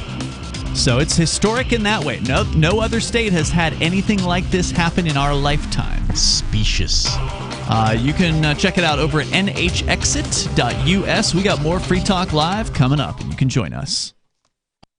If you want to bring more liberty into your community, there's something you should see. Intercoin, the movement you might want to join. If you like Bitcoin, break through.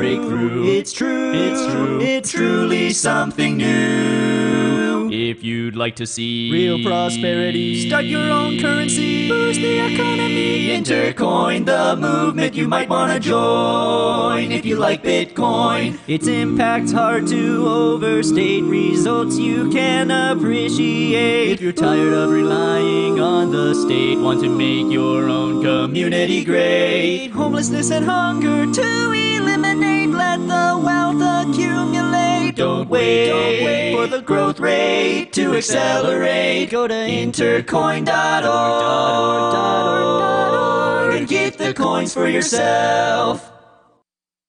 From Feature Story News in San Francisco, I'm Ira Spitzer. U.S. markets closed lower on Thursday after a sell-off in shares and major tech companies gained pace. Meanwhile, jobs figures show new unemployment claims are holding at pre-pandemic levels. FSN's Sarah Walton reports from New York. The three major indices all briefly saw gains on Thursday before turning red. The S&P fell by 0.9%, but it was the Nasdaq that fared worst, ending the day down 2.5%. The Dow closed close to flat, down by just under 0.1%, propped up by well-performing bank stocks after the Federal Reserve announced yesterday plans to increase interest rates and wind down asset purchases next year to address inflation. Meanwhile, Labour Department figures show new weekly applications for unemployment benefits in the US rose by 18,000 last week to 206,000. That number remains at pre-pandemic levels 7 days after hitting the lowest level since 1969. U.S. health officials at the Centers for Disease Control and Prevention are weighing up the risks of Johnson & Johnson's COVID-19 vaccine following more cases of a blood clotting reaction. It comes as a rise in coronavirus cases, and the threat of the new Omicron variant forces some schools and colleges to close and move online. FSN's Nick Harper reports from Washington. The CDC Advisory Committee is looking at new data which shows a rise in the number of cases of a blood clotting condition after some patients received the one-shot Johnson & Johnson COVID-19 vaccine. The Food and Drug Administration has reported a particular increase in women aged 30 to 49, with around one case in every 100,000. The disorder impairs blood clotting, sometimes causing internal bleeding. It's thought 9 patients have died as a result. Meanwhile, education in the US has once again become a casualty of the pandemic. Cornell University in New York State reported that more than 1,100 students have tested positive, leading the university to switch exams online and close much of the campus. Facebook is notifying nearly 50,000 users in more than 100 countries that they may have been targets of hacking attempts by surveillance companies. The social media company is taking enforcement actions against 7 of those companies. Technology correspondent Rachel Silverman has more. The notifications and enforcement actions are a result of a months-long investigation by Facebook's parent company Meta into what it calls cyber mercenaries who engage in surveillance for hire. The social media company says the investigation reveals new details about the way surveillance companies enable their clients to indiscriminately target people across the internet, to collect intelligence about them, manipulate them, and ultimately compromise their devices. From Bureaus Worldwide, this is FSN. Yep, we still do email. Drop your email address in the entry box at freetalklive.com, and you'll be kept in the loop with Free Talk Live.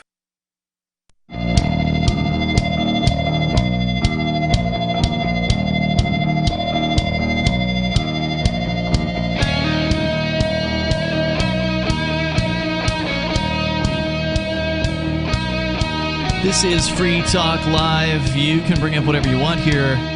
The number, 603-283-6160. You can take control of the airwaves. With you in the studio tonight, Ian. Bonnie. And Matt. 603-283-6160. You can join us online anytime over at freetalklive.com. We've got a Matrix chat server there at chat.freetalklive.com where you can interact with some of our favorite trolls and least favorite, depending on who you like and who you don't. There's an interesting group of characters over there, and they're there all day, all night long over at chat.freetalklive.com. Before we get into your story here, Bonnie, I do want to give a nobody quote. You've been dutifully selecting quotes from our friend and co-host, well, currently not a co-host because the federal government won't let him be on the radio, but nobody who has been on the air with us for many years here on Free Talk Live. You've been selecting classic nobody quotes from various nobody writings and interviews and on-air appearances, and so we've been sharing those with our audience as the days have gone by in the last few weeks, and here's the latest one. This one's a short one. Crypto is not a crime. It's a good one. True story. And that's the way it ought to be. Unfortunately, here in the United States, many people have gone to jail. And they are trying to put multiple hosts of Free Talk Live, including myself, Aria, Nobody, and three of our friends behind bars. We call them the Crypto Six. You can go to thecrypto6.com and you can learn more about what they are alleged that we were doing. They don't like it when you do things without their permission. Cryptocurrency is computer code that was created without permission because it didn't need permission, and it should continue to be that way. Computer code is just a language, and free speech is a thing. Yep. So. Yeah, and that's an interesting argument, and if this ever makes it to trial, which it's now scheduled for November of next year. For now. If this ever makes it to trial, then I think that might be something worth talking about during that trial. Totally. This is free speech code, computer code. Somebody wrote that. Yep. And so are we talking about money, or are we talking about zeros and ones, a digital thing that people can trade? What's the difference? Is this money? Because if you actually go up and you look up the definition of money, you'll find that money has to adhere to certain principles. And as much as I like cryptocurrency, and it's not money, as useful as it can be, it doesn't exactly meet the definition of money. So I think they're going to have a real interesting and difficult case to make here, as we aren't planning on taking the plea. So we will see how this shakes out. The people in power are going down hard, and they don't know what to do about it. They've realized it at this point. They're lashing out. They're lashing out. These are the death throes, and they're going to attack, and they're going to try to kill and poison everything they can inside on the way down, because that's the type of subhuman trash they are. That's the dinosaur in the tar pit. That's the dinosaur in the tar pit. That quote from Nobody was from the day I scooped him out of jail. Oh, nice. Yeah. And that was Kokesh that was referencing that too earlier, talking about the system is going down. And they know it. It's no longer viable. It's government is something that we've all liked, and I'd love to say that I was the brave revolutionary that took it down, but none of us are. It's cryptocurrency. It's taking it down. Thank you, Satoshi Nakamoto, for swinging that sword one time and walking away. And Hillary Clinton will say that you're right. Yep. Will she? Yeah, no, she spoke Did you hear out. that quote from her? No. What? Oh, you'll love it. Do you have the exact quote, Ian? No, don't have it handy. So she said, "We're running out of time because cryptocurrency is basically going to be the end of the state." She didn't say that last part, but she did literally say we're running out of time. She said it's a threat to the state, and I can't remember. She said it's a threat to society, but what she meant was government. I love that these old power junkies are getting old and they're starting to slip, and they're like the way they really feel is like leaking Coming out. Yeah, it was interesting. Like Joe Biden, he loves the kids jumping on his lap. I mean, that stuff's hilarious. Like he would have never said that stuff 10 years ago when he had his brain firmly placed in his skull. Now he doesn't. Let's go to Richard. He's on the line in New Mexico. Richard, you're on Free Talk Live. Go ahead. Richard. Yes, I have heard Bonnie that is associated with your program talk about Tooele, Utah. So I want to tell Bonnie that my family was associated with Tooele, Utah from 1950 until 1970, and I'm a graduate of Tooele High School in 1969. That's crazy. I graduated in Dugway Proving Ground. Do you know where that is? Hello? Richard, can you hear me? Can you hear us? Yes, yes. Yeah. Do you know where Dugway Proving Ground is outside of Tooele? I was a security guard at Dugway Proving Ground from January of 1979 to October of 1980. My older sisters also worked at Dugway Proving Ground. You were really bad at your job, weren't you? You must have let them. Richard, you got to take that phone receiver away from your mouth. You're very, very loud, and it's sometimes hard to understand you. So you're just a little too close to the phone. Tooele is the biggest, fastest growing place in Utah, and it's just getting bigger and bigger. Last time I was there, it was crazy. Like the traffic on Main Street is crazy. So, Richard, were you just calling to reminisce about Tooele tonight, or did you have something else you wanted to say? No, I just wanted to let Bonnie know there's a fellow Tooelean that's on your radio program. What is it, Tooelean? Is it Tooelean? Is that Tooelen. Tooelen? Very good, Richard. Thank you for the call. Very, very nice of you to say that to Bonnie. So I really like Richard, but I'm not a Tooelen. I will never call myself a Tooelen. One time a cop told me that I was the worst driver he's ever seen in Tooele, and I took that really hard. You're not a bad driver either. I was just frustrated. You're not an awesome driver. Have you ridden in the car with her before? Oh, It's pretty good. Yeah. It's pretty good. Yeah. Out to get you. Oh, yeah, I think that's right. Right. Keene City Council, by the way, votes 10-3 tonight to reinstate an indoor mask mandate in the city, unfortunately, according to the very same Keene Sentinel. Despite having an overwhelming number of people contacting them against this thing, despite over 70% of downtown businesses filling out a survey saying they are against this. And I guess, Bonnie, you were just reading some notes that somebody sent you about this decision. Apparently, the mask mandate is going to be a little bit different this time. So the previous one that Arya and myself and the local owner of a pho noodle shop here that was called Pho Keene Great at the time, we sued the city of Keene over their last year's mask mandate. Unfortunately, the federal government kicked it out of court almost a year later, saying that, well, we didn't get a ticket, so therefore we don't have any basis on which to sue. So unfortunately, it didn't work out. Might work out this year because now instead of the businesses getting the fine, the person not wearing the mask is going to get the fine. That's one of the amendments. That's a key difference between this one and last year. Last year, they were targeting the business owners, which, by the way, I don't think any of them ever did get fined from that, and that may be because Keene police actually don't want to enforce this particular law, at least from a couple cops I've spoken with. A lot of people say that the police don't want to enforce this law. Yeah. The other amendments include masks are to be worn while seated indoors at businesses, with the exception of food service establishments. There was also some type of provision for people with medical issues. Police department are responsible to enforce the ordinance. First offense, verbal warning. Second offense, written warning. Third offense, $100 fine, which I think the dollar amount went down as well. I think it might have been 100 or something for the business owners last time around, and I think I don't remember if there was a warning last time around either. There probably was. But probably two, was a a warning. verbal then a written. I don't know. Yeah, I don't remember all the details, but so they've changed how this one's set up, and now they're targeting the individuals instead of the business owners. I think that's an improvement because it gives the business owners the freedom to let people choose and not have to feel like that they are, enforcing this stuff. And there were already multiple business owners who were saying, we're not going to enforce this. Yep. No matter what it looks like. Keene doesn't we're not want gonna this. We went to the committee meeting. The large majority of people were against it. I don't think anybody's going to hold it against businesses who don't enforce it. If they want to hold it against it, don't go to those businesses. Yeah, if you're a mask person, Keene is not a representative government either because of all the pushback, and they voted for it anyway. Just like with the Bearcat, as I mentioned during my speech last week, which, by the way, we'll put the video up for that too. More coming up. Free Talk Live. This is Michael Dean from the Freedom Fiends. I've run websites since 1996 and have used over a dozen web hosts in that time. AgristHosting.com is the only one that hasn't broken my heart. Agrist Hosting's uptime and service is stellar, and their DDoS mitigation is the best I've seen.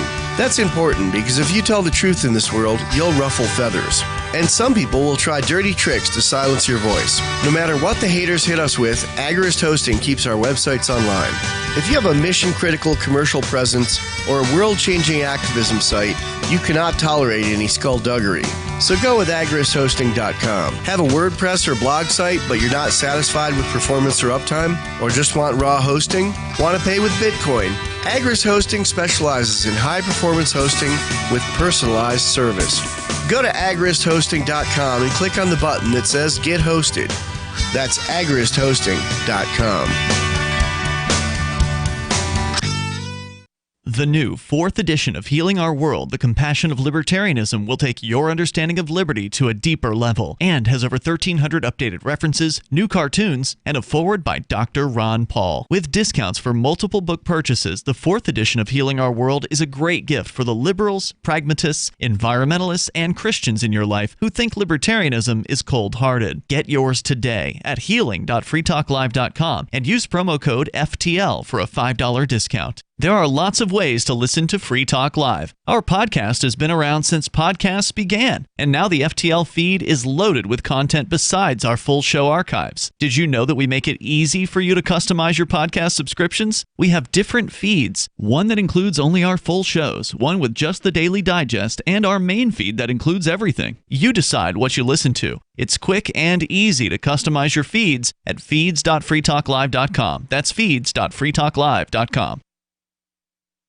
We have some good news. The indictments against Ross Ulbricht in the District of Maryland were dismissed with prejudice, meaning they can never be refiled. This is especially good because those indictments contain the only charge ever made that Ross engaged in murder for hire. This was a serious allegation that Ross Ulbricht denies. It was never prosecuted or ruled on by a jury, but was trumpeted by the federal government and the media as if it were proven fact. The Maryland court held these indictments for almost 5 years, poisoning Ross's case and leaving him under a cloud of unproven allegations. As explained in Ross's appeal to the Supreme Court, the fact that the judge used these allegations to give Ross a draconian sentence of double life without parole violated his Sixth Amendment right to a jury trial. Judges are required to issue sentences based on convictions decided by a jury, not unproven allegations never even charged at trial. Although this is a positive development, the dropped indictment will not set Ross free. Now, a presidential pardon is Ross's only hope of freedom. Sign the petition at freeross.org. freeross.org. What if you want to hear the latest episode of Free Talk Live, but all you have is your phone, you forgot to download our archive, and you have no data connection? You can call our Listen line at 641-793-0191. That's a long-distance number, so you may incur charges. If not, listen as long as you want. 641-793-0191. The Free Talk Live Listen line, 641-793-0191. Should you be able to earn an honest living free from senseless government interference? The Institute for Justice thinks so. That's why we've spent years defending hard-working men and women from pointless government regulations. Nationwide, IJ has created opportunity by reducing government power. But there is still more work to be done. Visit our website today at ij.org. Let IJ take care of the government so you can take care of your business. Got Telegram? You can follow our channel there and discuss show prep with other listeners at telegram.freetalklive.com.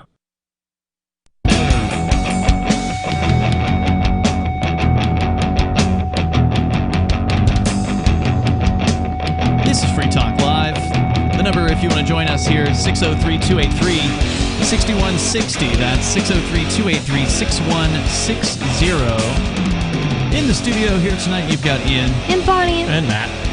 So at the very beginning of the show tonight, we had a speech, I guess you could say, from Adam Kokesh. He's behind bars right now facing possession of psilocybin with intent to distribute charges in some crappy little county in southern Colorado. And we're going to continue to follow that case as it develops, but it led to a discussion briefly about a case that you remembered, Bonnie, from last year. The New Hampshire Supreme Court had ruled overturning a man's conviction for possession of psilocybin. Now, again, we're talking about the active chemical in psychedelic mushrooms.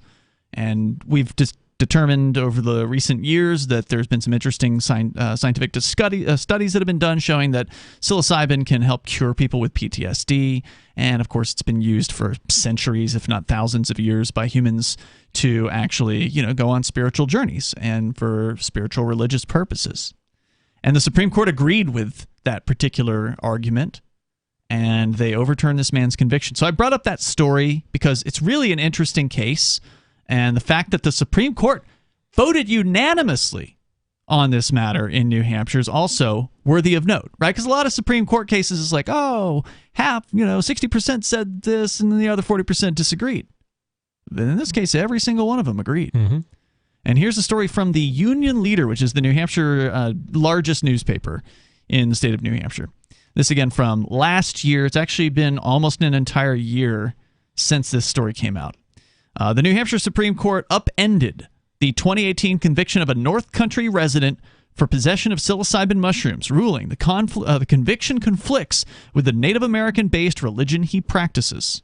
In its unanimous ruling, the 4 sitting justices said that the New Hampshire Constitution's right of religion is stronger than protections under the U.S. Constitution, which require a stricter balancing test in cases of religious use of illegal drugs. Wait, so they're saying the New Hampshire Constitution is stronger than the U.S. religious freedom? Oh, okay. Correct. Nice. According to the decision, Jeremy D. Mack of Colebrook, New Hampshire, had practiced a shamanic, earth-based religion for years, and in 2017 joined the Oratory of Mystical Sacraments branch of the Oklevueha Native American Church. That's spelled Oklevueha, and I apologize if I'm not pronouncing it right. The church issued him a membership card, which allowed him to ingest the mushrooms sacramentally. The church had restrictions for the sacrament. It should be taken in seclusion, not in public or around children, and it should not be taken while operating a motor vehicle or shooting firearms. Good advice. Mack went on to become a minister in the church. Efforts to reach him on Tuesday through his public defenders were unsuccessful. The justices said the trial judge in Coos County Superior Court erred in his legal rulings following Mack's conviction. The court remanded the case back to the trial court level. Quote, "We have long recognized that in Part 1, Article 5, there is a broad, a general, a universal statement and declaration on the natural and unalienable right of every individual, of every human being in the state to make such religious profession, to entertain such religious sentiments, or to belong to such religious persuasion as he chooses, and to worship God privately and publicly in the manner and season most agreeable to the dictates of his own conscience and reason." This wrote Supreme Court Justice James Bassett, quoting a 150-year-old opinion from 1868. In 2018, Mack was convicted of psilocybin possession after state police discovered the mushrooms while searching for weapons that were under a confiscation order in an unrelated civil case. Psilocybin is known for its hallucinogenic effects on users. The federal government classifies it as a Schedule I drug, which means it has a high potential for abuse, which is ridiculous. Ridiculous. Like you can just get addicted to using mushrooms. And no accepted medical use. In fact, Bonnie, if you look at the chart that Professor David Nutt came up with, that's Nutt with 2 T's, in the UK, he used to be like one of their drug minister types, and then he turned against the war on drugs, and he came out with a chart that totals up the amount of like societal damage and personal damage that each drug does. So like there's a different score for each part of it, and then he totaled up the scores. Mushrooms were the lowest. I'm sure. Of all of them. LSD, cannabis, it was lower than cannabis. Right? You know, nobody wants to do mushrooms and then go out and hurt somebody or... hardly anyone would want that. I have heard stories of like total psychopaths taking things like mushrooms and Probably mixing it, drinking and doing mushrooms. It's not good. So going on here. So the federal government again classifies it as Schedule 1. Other drugs in the category are heroin, LSD, and marijuana. Following his conviction, Mac's lawyer asked trial judge Peter Bornstein to throw out the conviction on religious grounds, and the veteran Superior Court judge refused because there's no skin off his back. He's not going to get kicked off the bench in this case, even though he gets overturned, he's not kicked off the bench. While the First Amendment to the Constitution of the United States guarantees free exercise of religion, that had led some justices, including former U.S. Supreme Court Judge Antonin Scalia, to say that government had a compelling interest to enforce laws, even if a potentially illegal activity is part of a religious practice. Other cases have dealt with the drug peyote and with religious processions on streets. Bassett rejected Scalia's argument, preferring to rely on the New Hampshire Constitution. He wrote, now Bassett is the New Hampshire Supreme Court judge. He wrote that the U.S. Constitution protects religious beliefs, while the New Hampshire Constitution protects both beliefs and practices. Part 1, Article 5 of the New Hampshire Constitution deems that every person has a natural and unalienable right to worship God according to his own conscience, and the person shall not be hurt, molested, or restrained in doing so, provided that he doth not disturb the public peace or disturb others in their religious worship. Bassett wrote, quoting the 1968 Supreme Court ruling, quote, "The framers of our state constitution expressly provided that these rights of conscience could not be surrendered, nor could society or government have any claim or right to assume to take them away, or to interfere or intermeddle with them, except so far as to protect society against any acts or demonstrations of one sect or persuasion which might tend to disturb the public peace or affect the rights of others."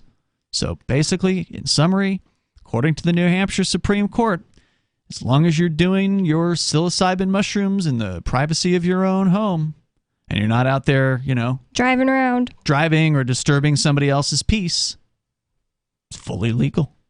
They voted unanimously on this. No dissent whatsoever. And here's the actual Article 1, Part 5. Here, they've quoted it here and there, but I'm just going to give it to you straight here. According to the actual court case, quote, "Every individual has a natural and unalienable right to worship God according to the diktats of his own conscience and reason, and no subject shall be hurt, molested, or restrained in his person, liberty, or estate for worshiping God in the manner and season most agreeable to the diktats of his own conscience, or for his religious profession, sentiments, or persuasion, provided he doth not disturb the public peace or disturb others in their religious worship." Sounds like freedom to me. Yeah. So again, the church in question here is Oklahoma, and it is a church that has been involved in multiple court cases in the United States over however many decades it's been in existence. So this isn't their only victory that they've had from what I understand, but this is a rock solid victory. I mean, this is just something that cannot be dismissed. It is very, very interesting. Now, presumably you don't have to just join the Oklahoma church. Whatever church has a belief in psychedelics as a spiritual practice would be acceptable here. So if you were to form your own church, and obviously there's something to be said for joining an already existing practice, because then you have the history, you've got the organization behind you, they've already fought cases, they've got a track record, so it certainly makes sense to join an organization like that. But there's, you have the freedom of religion, and so if you don't agree with all of the tenets of the Oklahoma Church, you can form the Reformed Oklahoma Church, just like Aria formed the Reformed Satanic Church here in Keene. And, part of the government's argument against the Crypto 6 is going to be that, well, you guys don't have a real religion. And that's going to be a tough argument for them to make, because I'm part of the Shire Free Church, and it's my religion. Peace is my religion. Yeah, religion is something that man creates based on how they interpret the universe and what their belief in God is. And who are these statists to be able to, these government worshipers who have their own religion of the state? Who are they to say whose religion is real and whose isn't? Blasphemers and Pharisees and awful other people. Yeah, so That's what they are. It's going to be an interesting case, and it's unfortunate the U.S. Constitution is so weak by comparison to the New Hampshire Constitution. Just another reason that New Hampshire needs to say goodbye. Mm-hmm. And so kudos to the New Hampshire Supreme Court making the right decision. They don't always. A lot of times they're making pro-state, pro-government decisions, but in this case, they overturned a man's conviction for possession of mushrooms. Hashtag walk away. Yep. Good stuff. We'll see you tomorrow night online. In the meantime, you can join us over at freetalklive.com. Tired of cancel culture? Sick of mega tech corporations holding an axe over your head? Join the LRN.FM Matrix chat server. It's self-hosted, so no one else can tell us what to do or say. Don't like the existing channels? You can make your own. You can even connect into some of our channels from other Matrix servers. It's federated. For the full LRN.FM Matrix experience, though, you should join our server via the step-by-step instructions at chat.lrn.fm. Chat.lrn.fm. Do you feel like your nation, state, or community no longer holds your values? Have you dreamt of a place where people agree that liberty is important and are free to pursue their projects so long as they respect the property of others? There are many people just like you that are discovering freeprivatecities.com. Their social media links are at the upper right of the page at freeprivatecities.com.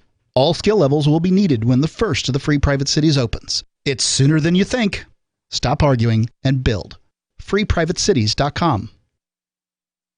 Is oral health important to you? If you don't like your own teeth, fresh breath, or kissing people, then by all means stop listening. Several years ago, I met Jessica Armand, founder and CEO of My Magic Mud, and I became passionate about the product that she created and never want to live without it. It's clinically proven to whiten teeth, but I find it does much more. They want you to love My Magic Mud as much as I do, so they're giving you a money-back guarantee plus 20% off. Go to mymagicmud.com and use coupon code FTL20 at checkout. mymagicmud.com, FTL20. If you want to know the latest about Free Talk Live before we go on the air, all you need to decide is how you want it delivered. It's your choice. Visit news.freetalklive.com to receive our usually weekly news updates by email. Plus, we have a Twitter account at twitter.freetalklive.com, and you can follow us on the decentralized Mastodon platform at toot.freetalklive.com. So please follow us at toot.freetalklive.com and sign up for our emails at news.freetalklive.com.